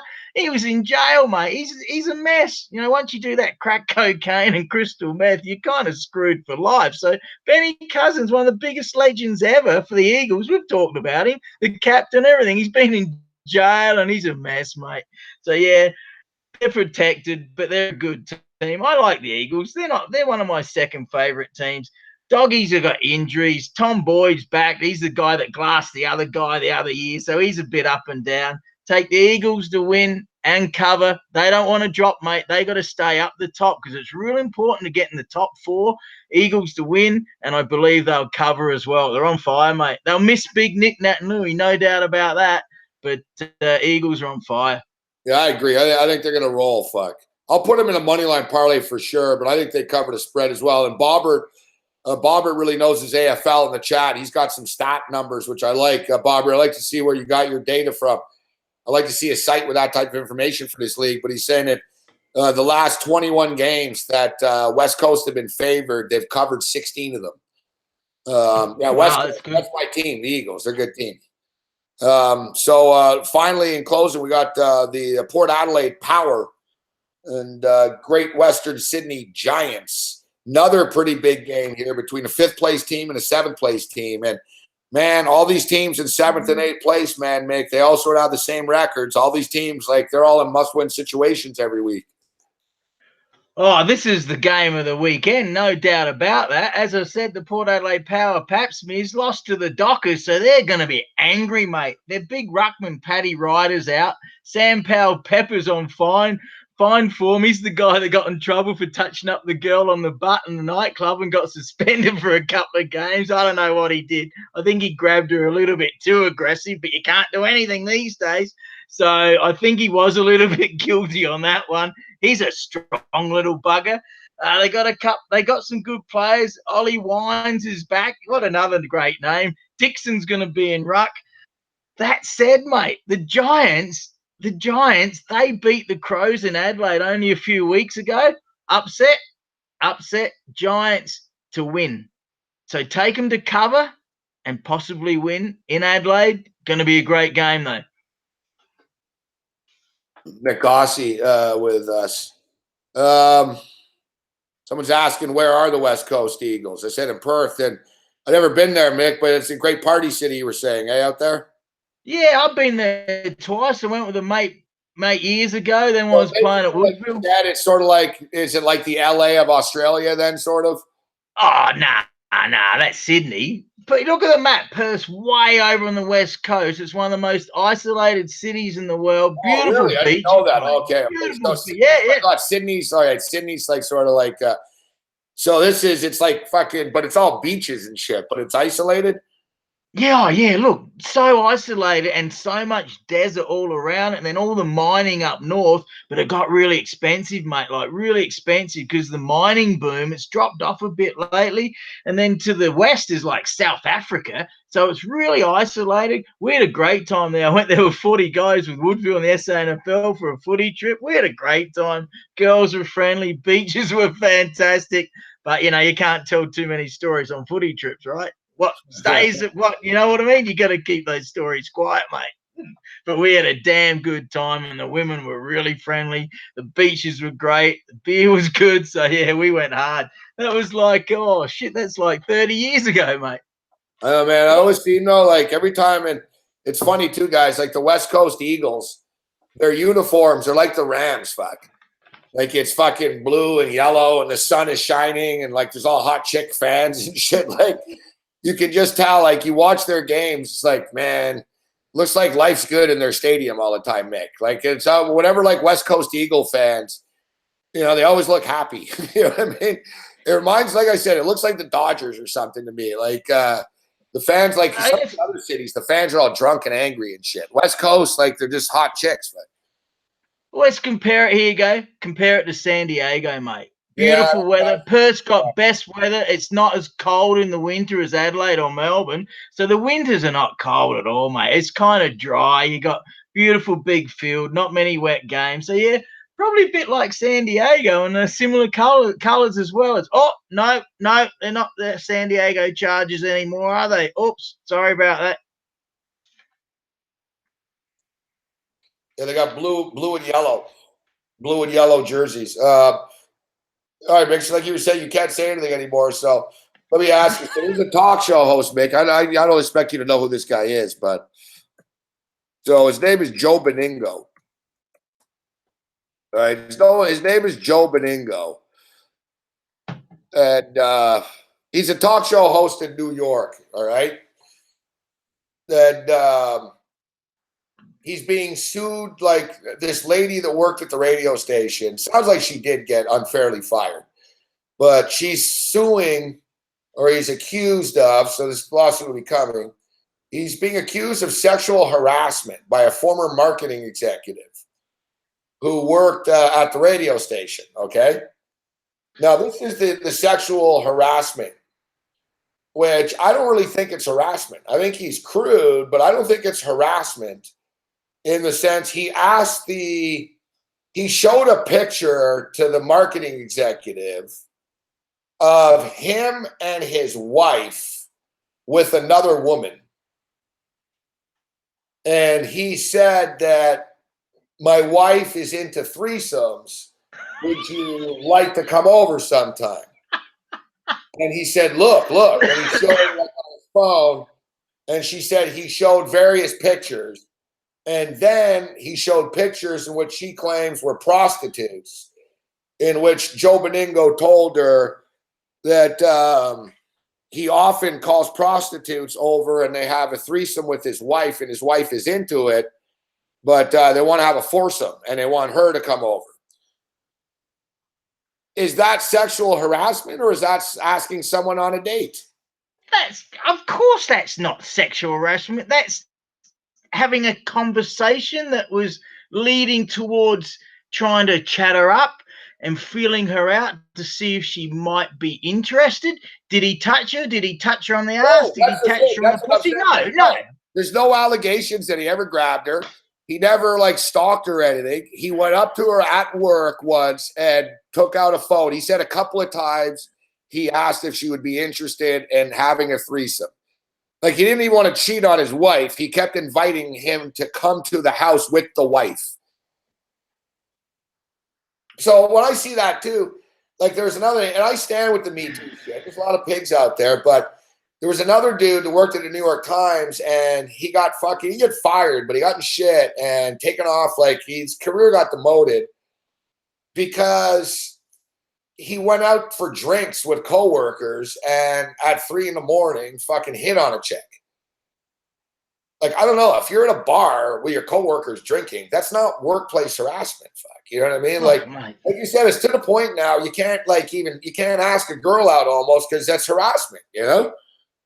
just back to that last one, if he continued to do it a few occasions, then maybe it is harassment. Like if he just did it once or twice, joking or whatever. But if he kept on and on and on and on, then she might have a point. But like I said, mate, let's dig up the stock market. Let's invest in dildos and vibrator companies, because there's going to be a lot of lonely, I can't say, T-nucks out there. There's going to be a lot of lonely pussy out there, mate. I'm just glad I got a girlfriend, mate. Like, it's crazy. But then some of these guys on Tinder are killing it, mate. I've got mates here just clean up on Tinder. So some girls are just out to get whatever they can anyway. So who knows, mate? But yeah, Ottawa wasn't good, mate. Ottawa had to be very careful what I said. But I got this. There's this company in Calgary, mate. The boss, this chick, she totally chatted me up. I called her. I took her out. I got some good action in the car. Ottawa's good for that. Well, Ottawa, the population, there's more women than men there. So let me ask people in the chat, do you believe, let me read the details here. And this is, ask whether it's harassment or not, all right? WFAN host Joe Beningo has been accused of sexual harassment by a former marketing executive who said he tried to pressure her into having group sex. Lauren Lockwood, who worked for the New York City sports radio powerhouse until last year, claims the presenter showed her naked pictures of his wife with a prostitute and propositioned her to join in. In a lawsuit filed, she's only 40. He's 64 too, which is kind of cool. So he looks old too. In a lawsuit, Lockwood described the workplace at the WFAN as a Mad Men style environment in which the 64-year-old Joe Beningo used to rank female colleagues on their looks. Out of 10? Yeah, so she claims that she was fired. This is crazy, like what happened here. She claims she was fired after breaking up a fight between two colleagues. As WFAN had a luxury suite at the Floyd Mayweather Conor McGregor press conference in Brooklyn. At the press conference, sponsors began to argue about who would win the fight. It's fucking gold. So WFAN takes a bunch of sponsors and shit to the fucking Brooklyn fucking Barclays Center for that press conference. A brawl escalates as some people are like, fuck Conor and team. It was like fucking Floyd's going to win. Conor's going to win. So this chick was the one that brought these sponsors there. Okay. She sold over $1 million a year in advertisement. Like she was one of their better salespeople. So it's not her fault if she brings sponsors somewhere and they start fighting. So she got fired, she got fired and she's not happy. So she's fucking spilling the beans about what happened there. Beningo is accused in a lawsuit which seeks damages of $5 million of whispering in Lockwood's ear about having a threesome involving him, his wife, and a prostitute. Beningo showed a nude photo of his wife with a prostitute and then propositioned her to join in. It is alleged that Beningo also had an affair with a female employee for 2 years in the station that tolerated sexual harassment. She lost her job after trying to stop a fight between male colleagues in Brooklyn ahead of the Mayweather fight. She claims she was the only one suspended from the situation at the Barclays Center. She alleges that the WFN workplace is a hostile environment. And the thing is, she worked there for like fucking 8 years, so she knows all the dirt. She says that employees, including on-air hosts, begin drinking as early as 10 a.m. She claims that company executives often take potential sponsors and clients to strip clubs. They often lie about fucking expenses and claim that fucking dinners and lunches are, and in fact, they actually went to a strip club. Seems like they go to a lot of strip clubs at WFAN. She claims that she has personally seen people fucking forge. I guess the company policy is if you're taking sponsors out, you're not allowed to spend more than $2,000 on booze. Pretty loose still, right? Pretty good. So if you're a salesperson, she says that all the salespeople spend $4,000 on booze and are lying about it. So I don't know, man. I think she got unfairly fired, but I don't really buy into the sexual harassment part. Like, she should have just said, listen, Joe, I'm not interested. Fuck off. Yeah. You know what I mean? That's as simple as that. Like, he didn't touch her. He didn't. And I'm not saying that you can say anything to a woman, but he didn't flash his dick. And the fact that his wife was involved sort of softens the blow for me. If he's just some pervert, he's like, like Bill O'Reilly was at Fox. He used to call like the Fox host, why don't you come over to my cabin, so, my cottage, so we can talk about a story. It was obvious that he was just creeping on them. I respect Benigno's honesty and openness, fuck. Hey, me and my wife are swingers. Do you want to come over? Fuck. That's not harassment. It's, you know what I mean? It's not harassment. No, she should not have got fired because she was a great salesperson, right? So if that's the case, she shouldn't have got fired. But like you said, if he did it, she should have just told him to piss off. If he kept coming back and back and back to her, then maybe she's got a point. But it's obvious she got fired and now she's trying to dig up the dirt. Yeah. Like people were saying, how come she didn't say anything about it at the time? Now, listen, I'm not making light of it. I stand with women in a lot of instances, you know what I mean, when it's serious stuff. But this is, like I said, like, people have sex, right? I mean, how can you know what I mean? Like you said, Mick, it's the things that fucking you say now, like you can't say anything to anyone. The thing is at work, I get it. That's the whole thing. But it wasn't like he was doing it to an intern. She's a grown woman who's a marketing executive. He's an on-air host there. They're both adults. She could have just said, fuck off, Joe. I'm not interested in banging a hooker with you and your wife, Yeah. Oh, mate. Wow. We better not talk about history of work relationships in Australia. And I actually had a good record. I was pretty good when I worked with them, but when I quit the job and worked somewhere else, then I'd call them up and I'd get dates with chicks I used to work with. So that was all right, Mick at his heyday. I nearly got kicked out of Canada, mate. The first 2 weeks I was here, holy shit, I'm working for this company in Vancouver, managing the office. The first week I'm spent in Toronto. This is a true story, boys. So I'm managing the Vancouver office of this big computer company, 1998. The first week I'm in Toronto, well, this girl, the boss's secretary, oh, mate, she's totally coming on to me, mate. She's picking me up from the hotel room, taking us to the conference and everything. So on like the third day, she's dropping me back at the hotel. I said, well, do you want to come in for dinner? She goes, all right. Well, 2 hours later, I got her up in the hotel room. Unbelievable, mate. I'm talking to my mates in Australia. I said, boys, I could be back on the first plane soon. Then I get transferred to Vancouver. I'm managing the company. She comes out and sees me, mate. So everything was good. Everything was good, eh? They transferred you to Vancouver because you hit on the boss's secretary? No. My job. No. Gabe, this is where I get upset with you and you stretch the truth. I was manager of Vancouver and I spent the first week in Toronto. Went up in the CN Tower, everything. So that's when she hit on me. After the third day of her dropping me off at the hotel, I asked her in for dinner. All right. Then I'm going, oh my God. Then she came out to Vancouver to help me in the office. So it was all good. But the lad I lived with, he knew and he was mates with my boss. So anyway, it was all a bit messed up. But she come on to me, mate. And I'm manager. I'm going, oh my God. See what I mean? What do you do, mate? What do you do when you're a young Aussie in Canada and got a good job and stuff? True story. She's a nice girl, actually. Yeah, nice girl. Mick Aussie. All right, Mick, great stuff. It's better we did it on Thursday. We get the picks out of the way here. Now people, I can recap them tomorrow night. People can get the bets in. It's a little chaotic when we do it right before.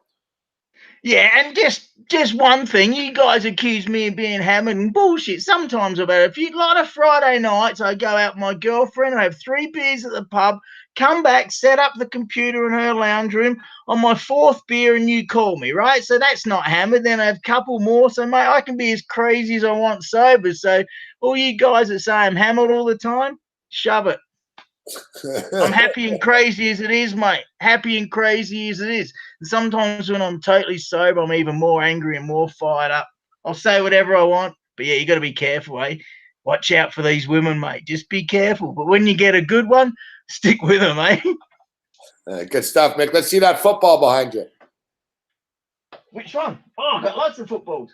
CFL. Old Aussie one. Darren Bennett signed this one. All these CFL players signed. That's an old one. That's the new Aussie one. That's not NFL football. You got with all the logos there. Yeah. Christmas present from the girlfriend. I don't know if the Bills are on there. Oh, yeah, they'll be on there somewhere. Yeah, of course the Bills are there. Tons of stuff, mate. This is my bedroom. See, I'm normally at my girlfriend's house. This is my bedroom. Got tons of stuff. Bobblehead, Pro Bowl, Bob signs Miguel in Pro Bowl. There you go. There's a bobblehead. What else you want? Broncos, Eskimos. It's Sports Rage Cribs. We're doing this a new thing. There you go. Woodville Warriors, SANFL. I love that. Oh, check this out. Von Miller signed helmet. Von Miller. There he is. There is Von Miller signing my helmet. How cool is that, eh? There you go. Check that out. Not bad. What else you got there?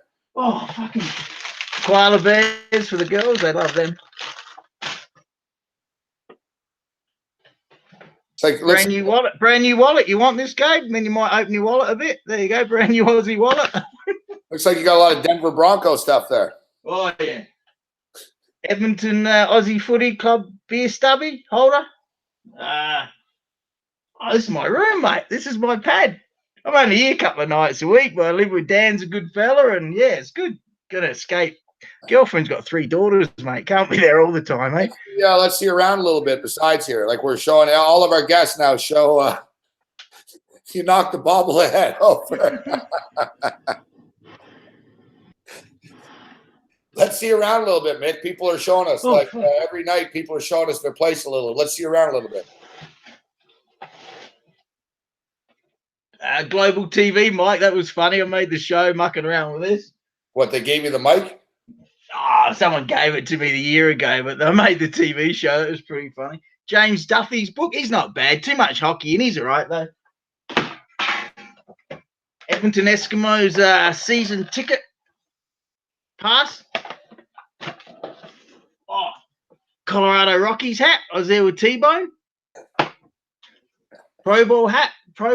Oh, Super Bowl Jacksonville. Oh, this is really cool. Check this out, Gabe. Check this out. Hang on. This is the Super Bowl badge that got you into any friggin' club or anything. This is like gold. What one was that? I think that was Jacksonville. Super Bowl, the media pass. That was fantastic.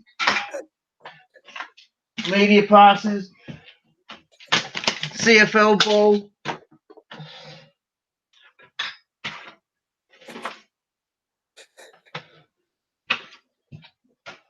Hard root beer. That's hilarious. I got tons of stuff, mate. DVD, boomerangs. Freaking have to clean my room in a minute. Another boomerang. Denver Broncos.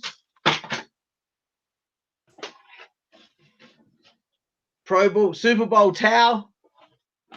Oh, fuck. I got tons of stuff. What else you want? And then I sleep over there. There we go. I'm downstairs in the basement, mate. Holy freaking hell, mate. I'd have 2 Gatorades Wednesday morning driving around. I was so drained in energy, mate. I was a mess. It was been so hot out here, and I had a 5-minute break driving around for 8 hours a day. The crazy drivers, mate. It was so hot this week. I just love you. Fucking. So let's see some more shit. What else you got in there? Oh, here we go. This is the whistle. I'm reffing Aussie footy tomorrow night. That's it. Let's hear the whistle. No. There's kids up. There's people upstairs. Jersey. I got a bit of Jazz's medicinal over there in the cupboard. Yeah, but move the camera around, Mick. We want to see some of the rest of the room. Oh, fuck. No, it's a mess. It's a mess. That's all right. No, and then out here, I've got a big UFC poster out there. No, that's enough.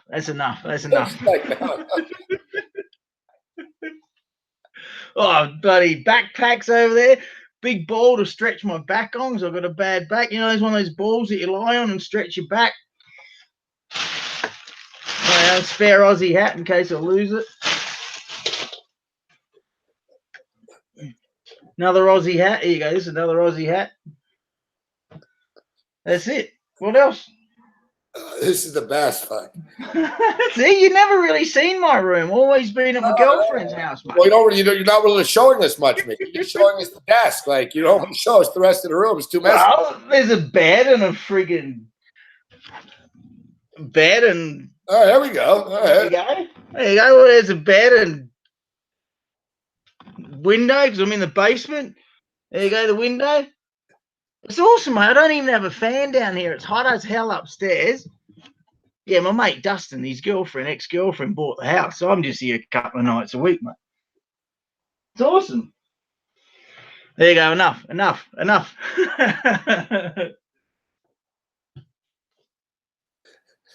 Oh, this is fucking gold, man. This is great. But yeah, I'll reckon tomorrow night, mate. The Aussie boys are playing the Gaelic in footy, so that'd be fun.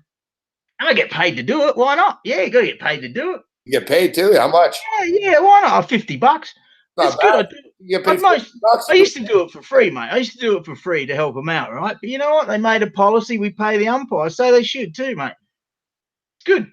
Covers the case of beer and a bottle of wine, right? Are you a good ref? I think I am. I don't take shit. If they give me shit, I give it back to them. Especially the Calgary boys. When Calgary come here, they can be real little loudmouth fucking bastards. Especially those Aussie boys in Calgary, but they got better. They got better. So it was good there 2 weeks ago. There was no fights. It was good. So the Calgary boys have finally come around, which I'm pretty happy about. Because you don't want to be fighting too much when you're overseas, mate. You know, like there was king hits and everything, mate. Crazy. So they've come good. But yeah, we're doing good, mate. The boys here are good group of lads, eh? Oh, yeah, here's Mikey Podsky. Mikey, the fellow CFL fantasy winner. That's his podcast. Podsky Wee Wee, Hamilton Tiger Cats podcast with Mike Tiger Cats, who you know, he won the fantasy. I hang out with him. There you go. He'll be happy about that. He'll buy me a beer for that one. Yeah, I didn't know he had a podcast. Good stuff. Yeah, good lad. He's not going to be happy after tonight. Nah. All right, that's it. All right, Mick. Have a good night, bro. Great hit tonight. Right. People enjoyed it. Talking, and be careful of the upsets of the AFL, but the good teams are getting serious. Just remember that the good teams should not lose because there's only 4 or 5 games left, and a lot of teams want to make that 8, mate. Good talking to you, and have a great weekend, eh? See you later. Thanks, Mick. Good hit. Thanks. Fucking gold, man. I was fucking dying, dude. Like, honestly, like I haven't laughed that hard in a couple of weeks. Like that was just too fucking funny, man. I realized, like, Mick showed us. Like, I said, "What?" I'm like, "Hey, Mick, what do you got there?" I'm like, "Let me see that football." He shows the. And notice he takes the football. And you see, he just throws it. Like he discards the football. He loves his things, but he throws like. He's like, yeah, look, I got this football. And he just throws it. He's like, yeah, look at his bobblehead. He bobbles the head. He just knocks it out of the way. Like by the end of the segment, the desk was all empty. Like instead of showing us and putting it back on the desk, you see like he had a hat and you just hear him drop it. You hear it hit the ground. He's like, yeah, this Super Bowl from Jacksonville. Throws the hat. He remember he did that to his girlfriends too when he started throwing shit. He's like, I'm looking at the desk, and the desk is like he's destroying the desk. Like he turns around, he knocks a beer can over. Fucking.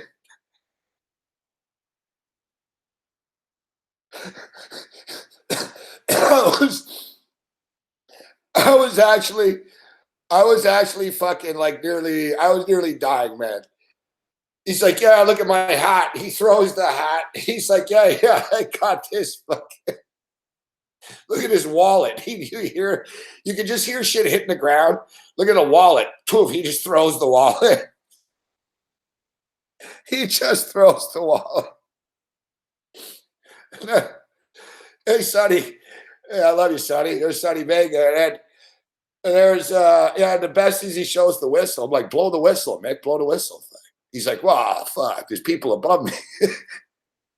I'm like, come on, man, blow the whistle a little bit here. He blows the whistle. The blowing the whistle was fucking gold. I'm like, come on, man. He shows us a whistle. I'm like, well, come on, man. Blow it. Let us hear it. That was fucking gold, man. Ugh. Fuck, that was funny. We have another edition of Sports Rage Cribs in the house. We should have gotten a look at fucking McInnes's pad before. I like how Mick's like, no, I'm not showing anymore.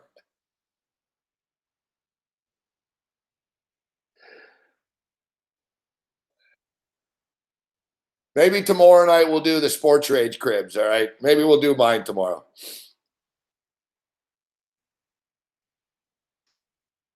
Although you guys have already seen mine. If you're a Patreon, whatever, like, there's been a few shows where I've had like the wide condo shot and shit. On Saturdays, I do. No, Taylor Stevens. Yeah, we'll hit on a UFC tomorrow, Mangler.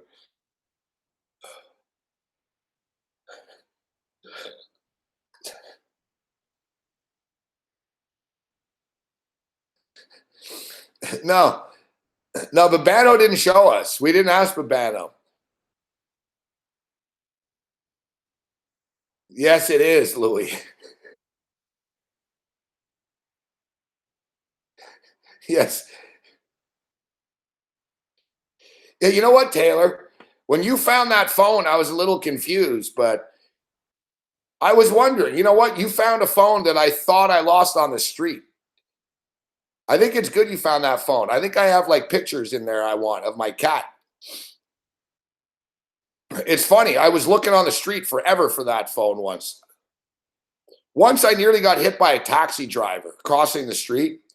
And the taxi driver really pissed me off. And like a psychopath, I fucking chased him. Like he fucking nearly hit me and he gave me the finger. And I looked ahead and I judged. I was like, will I be able to catch him? And I was like, I can't. There's a fucking light up there. So I caught him off guard and I fucking took off, man. Fucking fast. And I got fucking up to him, and I fucking spit at his cab. And I was going to throw, I had groceries with me. I was going to throw a 12-pack of Pepsi at his fucking windshield. So that was my plan, So I fucking like ran at the guy and I fucking chased him for like 2 blocks. But he didn't think I was going to do that. He didn't see me. Because I was like, you know what? I know you're going to get caught at that light like 2 blocks up the street from me. So I'm going to surprise him and fucking run and see if I can catch him. And I basically I fucking fucked up by yelling too early. You should have seen the look on his face, man. He was at the light and he was talking to the guy in a taxi all fucking ha ha ha. And I fucking was about 10 feet away. I said, hey, motherfucker, you didn't think you're going to see me. I spit. And I was about to throw the fucking like over my head, I was going to throw the cans of Pepsi at him. And he fucking spat off, And I lost my phone, I thought I lost my phone in the ordeal. Because after I was like, fuck, where's my phone? And I was convinced that I dropped my phone when I was running for him. And I spent like 2 or 3 hours, I wanted the phone because I had pictures of my cat that just died in it. And I was fucking pissed, man. And I looked forever on the street for this fucking phone. And I couldn't find it. And I was wondering, who would take this phone, And I was never on the street. Evidently, Taylor found the phone. It was under my couch the whole time,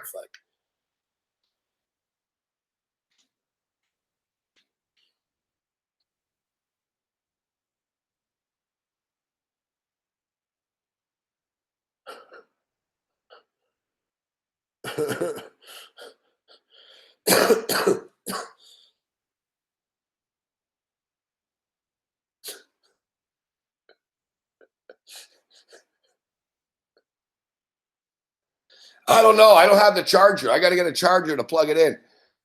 Yeah, I remember that night, Scott.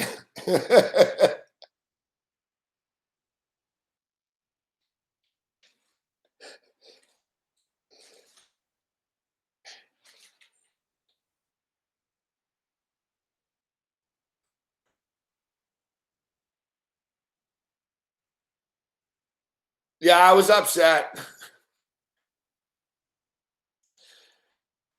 I think it's the phone, Sonny. I don't lose a lot of phones. I think it's the phone. I'm pretty sure it's the phone. I'm pretty sure. And you know what? I even remember my phone had a crack on the screen, just like Taylor cracked my new phone. Sorry, Taylor.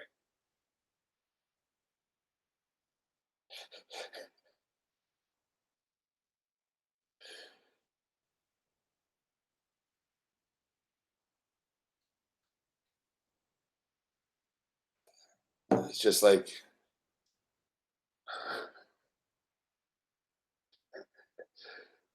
just like my crack here.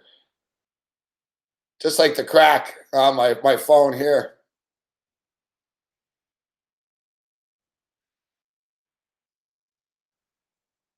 Yeah, you know what? I got to get a I'm gonna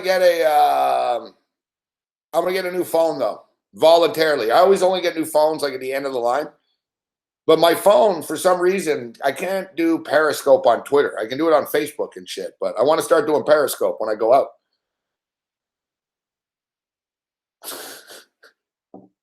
I know, look at this, Taylor. I'm like, I would make a call. Every time I make a call, it's like, ah. It's like fucking, I get glass in my ear and shit. I got like shreds of glass in my ear because of Taylor dropping my phone at a football game. Like I'm bleeding, like Ric Flair and shit. Like I'm like a wrestler. I'm just kidding. I don't care about the phone.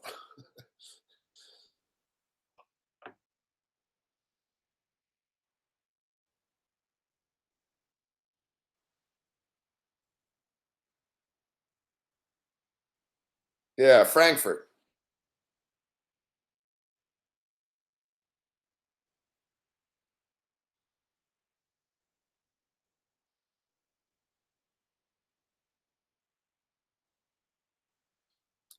All right, we're going to wrap up the show in a couple of minutes. Another 3 hours. These hours just fly by, eh?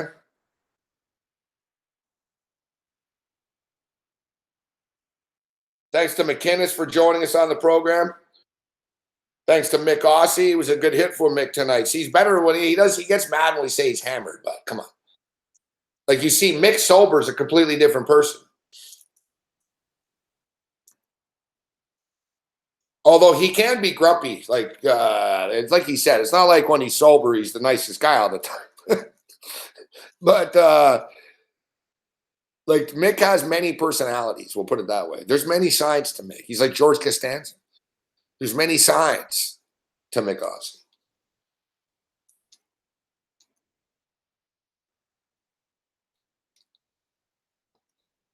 All right, so listen, it was a light night of sports here. What are you going to do? We'll find you a degenerate overnight play here on the way out. Funny shit with the cribs. I'm enjoying the Sports Rage cribs. Late night anger cribs. It's great. Big Man's house. Big Man's house is the cleanest one so far. Big Man's the cleanest house. Like, my favorite place is Rowe. Our boy Millhouse, Brian Rowe, man, his fucking carpet and shit was the best.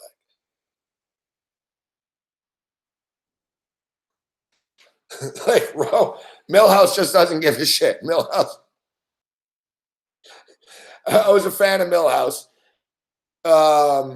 Big Man on campus, nice looking condo, very clean. Very, very clean and upkept. Mick Aussie's bedroom was just sort of like a collection of Denver Bronco hats, footballs, and a bed seemingly in a basement of somebody's house. Fuck.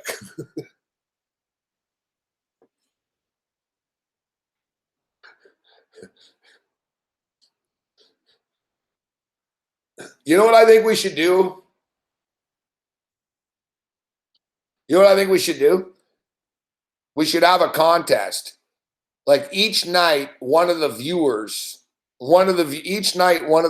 shows us the crib, and then we pick one and we go there and we do a live show from that place. That's a good idea right there. Let's do it.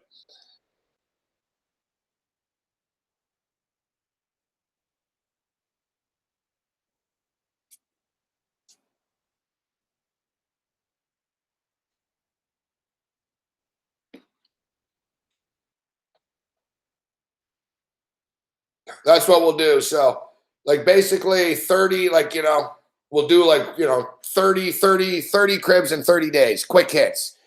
So we've already seen Rose, Millhouse, you know, we'll see different people's places, and then we'll have a vote. We decide, all right, whose crib do we go do a live show from?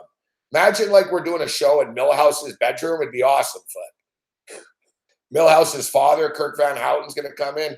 Who the fuck is this bald guy? Why does there smell like weed in here?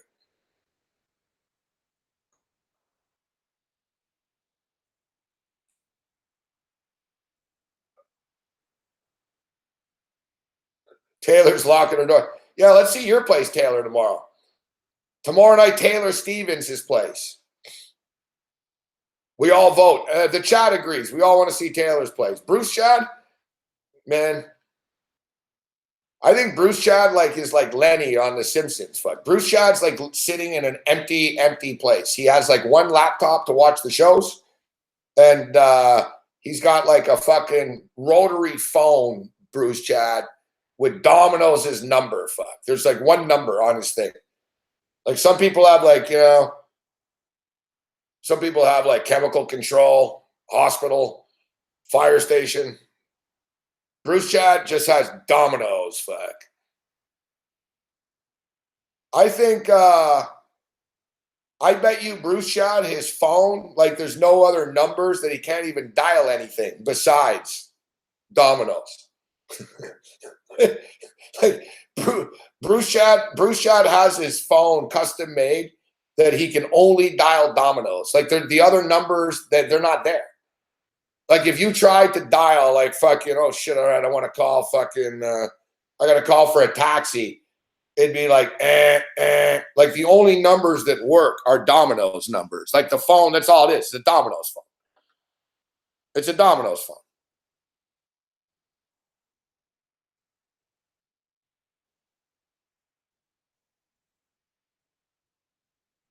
I actually ate Domino's again tonight.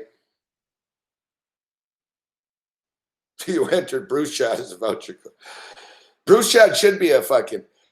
Bruce Chad should be happy. I've eaten Domino's twice in a week now. When I order food, you know, I'm lazy. So tonight I was tired in between shows after the radio show today. I was like, fuck this, man. I'm just ordering fucking. And I used to order from Papa John's, but I don't order from Papa John's anymore.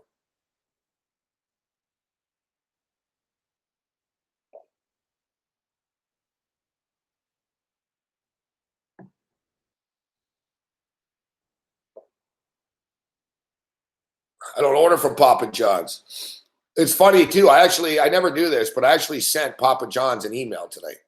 Like I went on their feedback page and I said, just for the record, I'm sure this isn't the end of the world for your company, but this is the second time in the last week since the news broke that Papa John is a raving racist.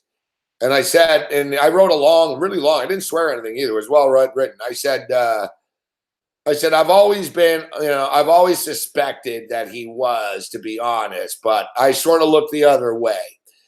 And I said, but your generic press release and apology is extremely insincere. And I said, Jerry Jones and Peyton Manning own hundreds of outlets. Neither of them have said anything. I said, truthfully, I don't think you guys are really sorry, to be honest.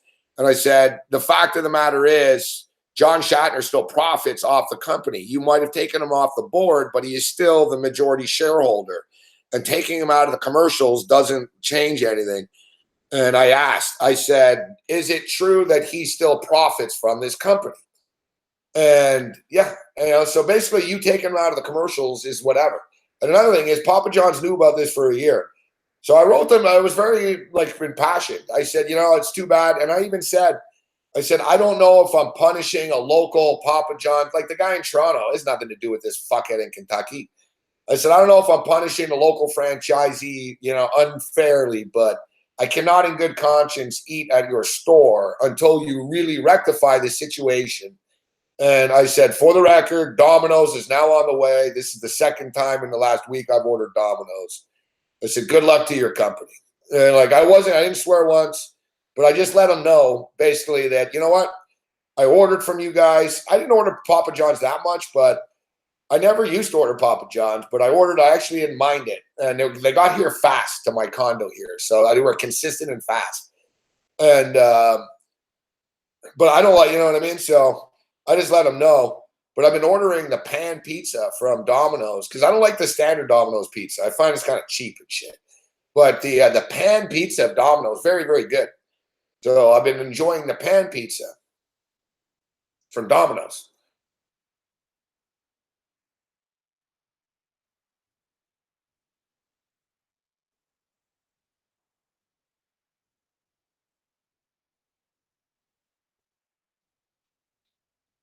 Yeah, it's true. Peyton did sell his stores, huh?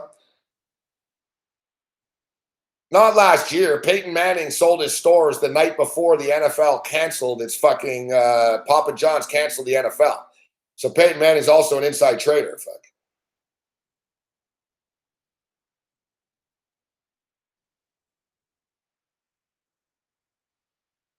Exactly, Lloyd. Exactly. But Manning gets away with everything, doesn't he? Dude, no shit. Peyton Manning sold like 118 Papa John outlets hours before they pulled their NFL sponsorship deal. So, yeah, it's not like, oh, yeah, Peyton Manning. He did it as agreed, and it wasn't last year. That was like 2 months ago.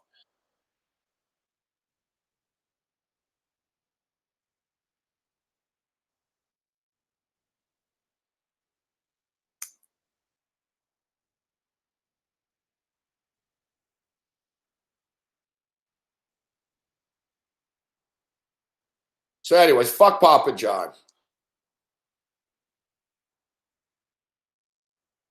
Yeah, no, I'm telling you, Mud. The pan pizza at Domino's is good. Like, yeah, if you get like the ones on sale, you know what I mean? Like if you get like, oh, Domino's, one topping for $6.99 or whatever, one of those pizzas, it's not good. Fuck. They don't put enough cheese, Domino's, I find. You got to get extra cheese at Domino's. I prefer Domino's, though, to Pizza Hut.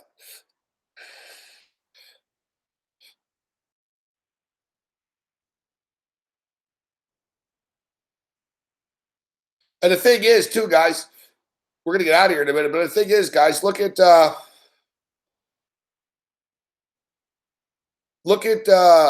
Super Bowl when Peyton Manning won the Super Bowl with the Broncos versus the Panthers. They lost one and they won one. Look what he won the Super Bowl. It's fucking nuts, man. The first person that Peyton Manning looks for is Papa John. Like, it's not just that he's a spokesman. Like, they're buddies. Like, they're tight. Like, there's no disputing it. Like, there's no way Peyton Manning doesn't know that his best friend's a raving racist either. Like, let's just be real.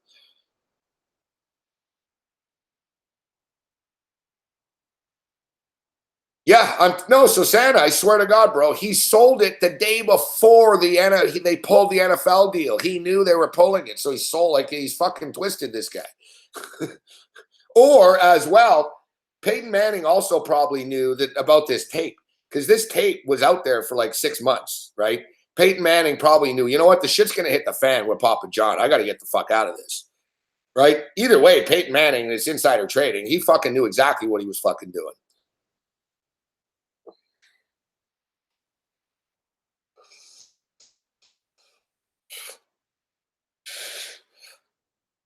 Yeah.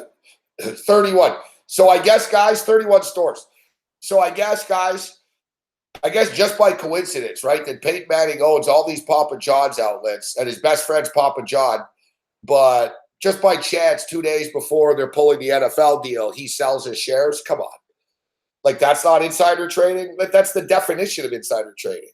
And you don't even hide it. You did it like 48 hours before. Oh, the deal's coming through. All right, I'm out. Sell the shares. Like, come on, fuck. I don't know. Like, dude, he gets away with everything. I mean, you know, whatever, man. If Michael Vick did this, fuck, he'd be in Leavenworth again. I mean, the guy teabagged someone and got away with it. Fuck. What do you want? What do you expect?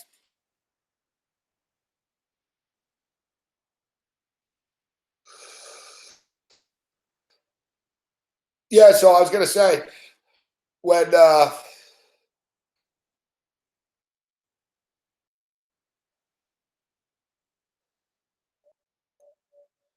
yeah, don't overthink it, Muhammad. When you hang out with her, have a good time, and when she fucking doesn't answer, fucking move on, and you know what I mean. Don't obsess about her. That's my advice. But I'm not the best one for women advice.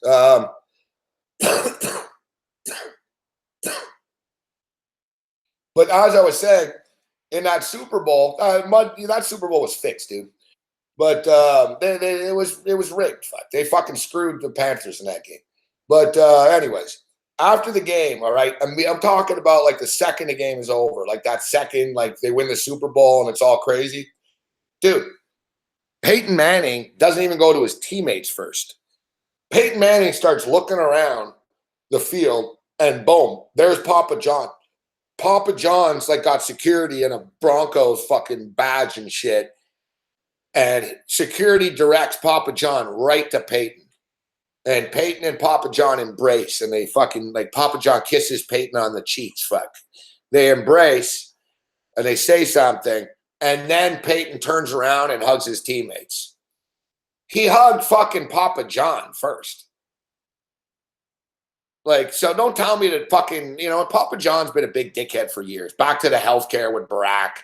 His fucking Barack bashing all the time. It was obvious he was racist. Fuck. And I'm not saying anyone who bashes Barack is racist. I bash Barack, but he was racist. It was pretty clear. Fuck. So I'm not shocked. And now we find out that this tape, and I heard there was something coming with Papa John. And, you know, this tape's been out there for a while. Now Papa John says that he was set up by some ad firm that tried to extort him. And like, he's fucking whatever, man. The guy's a nut job. And fucking Peyton Manning seems to think it's okay, but now Peyton knew. Peyton knew we're getting out of the NFL, and eventually people are going to find out he's a racist.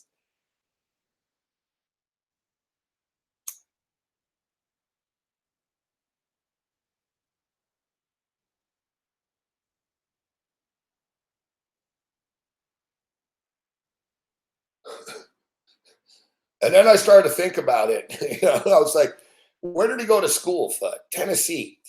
And I'm like thinking about Eli Manning. I was like, where did Eli Manning go to school? You tell me, where did Eli play college ball? Ole Miss. Why? Fuck.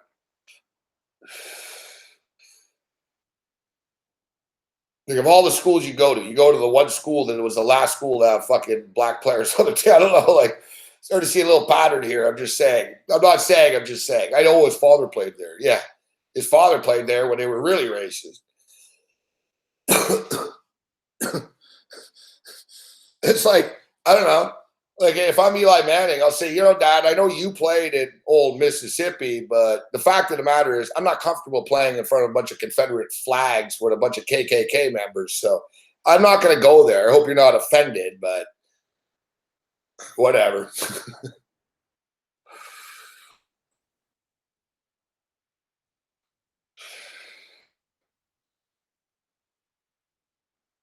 No, of course they did. Of course they did, Antonio Jones. Colin Kaepernick's blackballed, but fucking Josh Hader's fucking pitching tomorrow.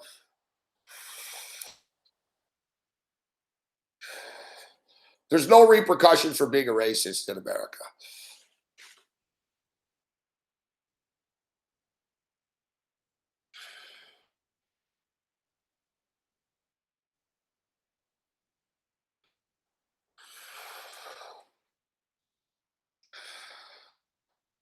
Dog the Bounty Hunter is a big racist. He's on TV. Fuck. Who's that old fucking chick there? Fucking not Martha Stewart. She's not racist. Fucking Paula Dean. Fuck. The fucking Southern cooking chick. Oh, that's just the way we talk. Oh, I'm not racist. Yeah, I mean, like, whatever. Fuck. Anyways. All right, let's give you a pick for the way out here.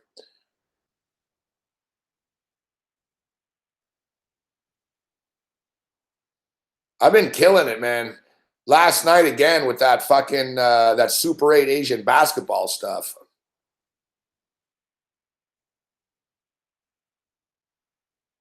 There's really not a lot going on now. There's some crap. There's Iran and China.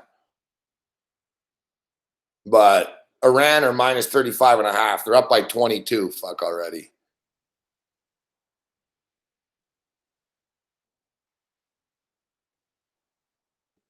Let's see what's coming up here. Basketball. No, even this tournament's slowing down. We've got fucking Filipino D-League shit. I hate the D-League. Fuck. No, Filipino NCAA. I don't like that either. We got the Alaska Aces and the San Miguel Beerman PBA Cup, but that's not till fucking like 5 in the morning.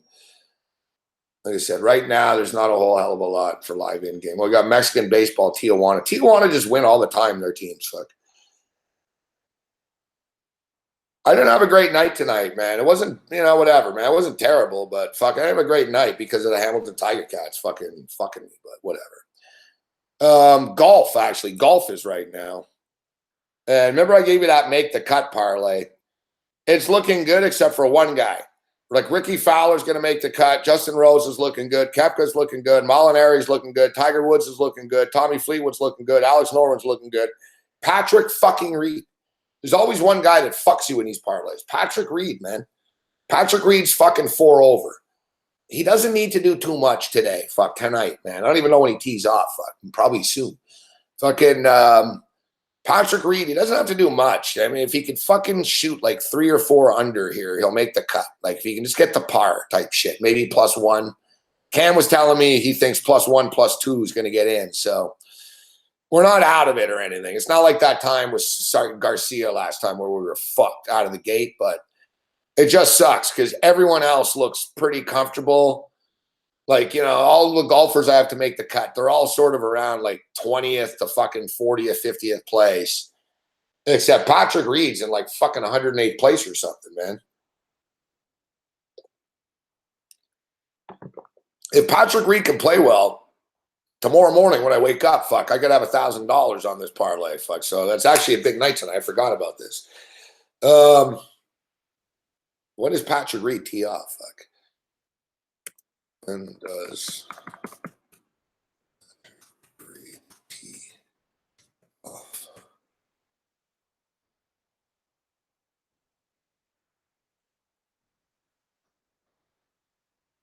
Second round pairings, tee times. Second round. Here's a full first and second round. Where the fuck is he? Patrick Reed. Looks like he's later, actually.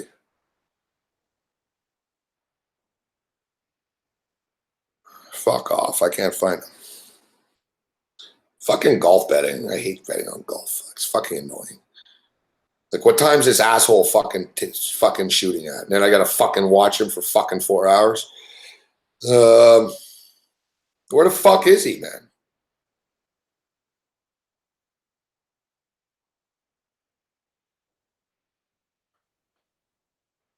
Oh, here he is. 5:20 in the morning, fuck. 10:21 local time. He tees off at 5:20 here. Great. No, I guess fucking, it's not like I'm going to fucking wait till 5:20 to watch this cocksucker play golf. So I guess I'll wake up in the morning and I'll find out whether he made the cut or not. Fuck. He'll still be playing when I wake up. I'll wake up early. He'll be at like the 13th hole or something. All right, gentlemen, we're out of here. I got nothing to give you, man. What do you want? Fuck. Like, there's.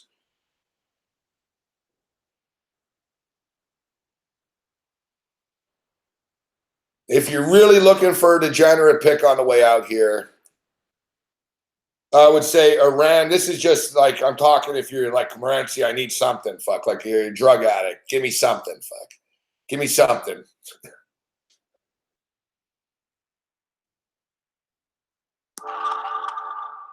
Anyone else like to share? How about you in the back with the glasses, sir? My name's Bobby and I am an addict. If you're looking for something, let's go over 152.5 here in this fucking Actually, no. Wait, hold off. It's dropping. Like China's not scoring suddenly. There's nothing here. This is fuck. It's Iran. Iran are up by 26. Fuck. There's a minute and a half left in the first half. They're minus 38.5. The total is 153.5 right now. I was thinking maybe it creeps over the number. If I bet the under, you know it's fucking going to go over. But I don't know, man. It seems to have stopped. Iran has slowed down a bit. You know what? I would actually say bet the under 153.5, but I always lose when I bet on unders. It's one of these nights where, hey, the bar's closed. We're out of alcohol. Last call for rage, all. We'll see you tomorrow. I'll be on the radio at 4 o'clock. Make sure to watch all the SBR videos throughout the day tomorrow. Thanks to SBR. If you're going to be betting, check out their sports books. Get your bonus. Support SBR. Hopefully, if they ever give me details about IFBC, I can give you details about when I'm going to be appearing and what I'm going to be doing. I'll be on the radio tomorrow at 4 o'clock. And we'll be here tomorrow night at 10 o'clock. We'll talk some UFC. Big Man on Campus and we can debate the Carleton University games. I'm going to try to speak to an odds maker and get some numbers. And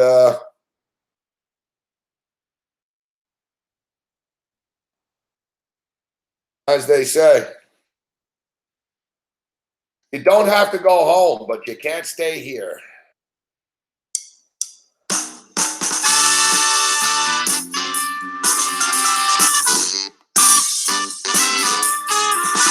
Thanks to Andrew McKinnis, Mick Aussie, Kenny Fong, and the Sports Rage Band, sportsbookreview.com, and you, the viewer. Give us a thumbs up if you haven't. Other than that, you're on your own.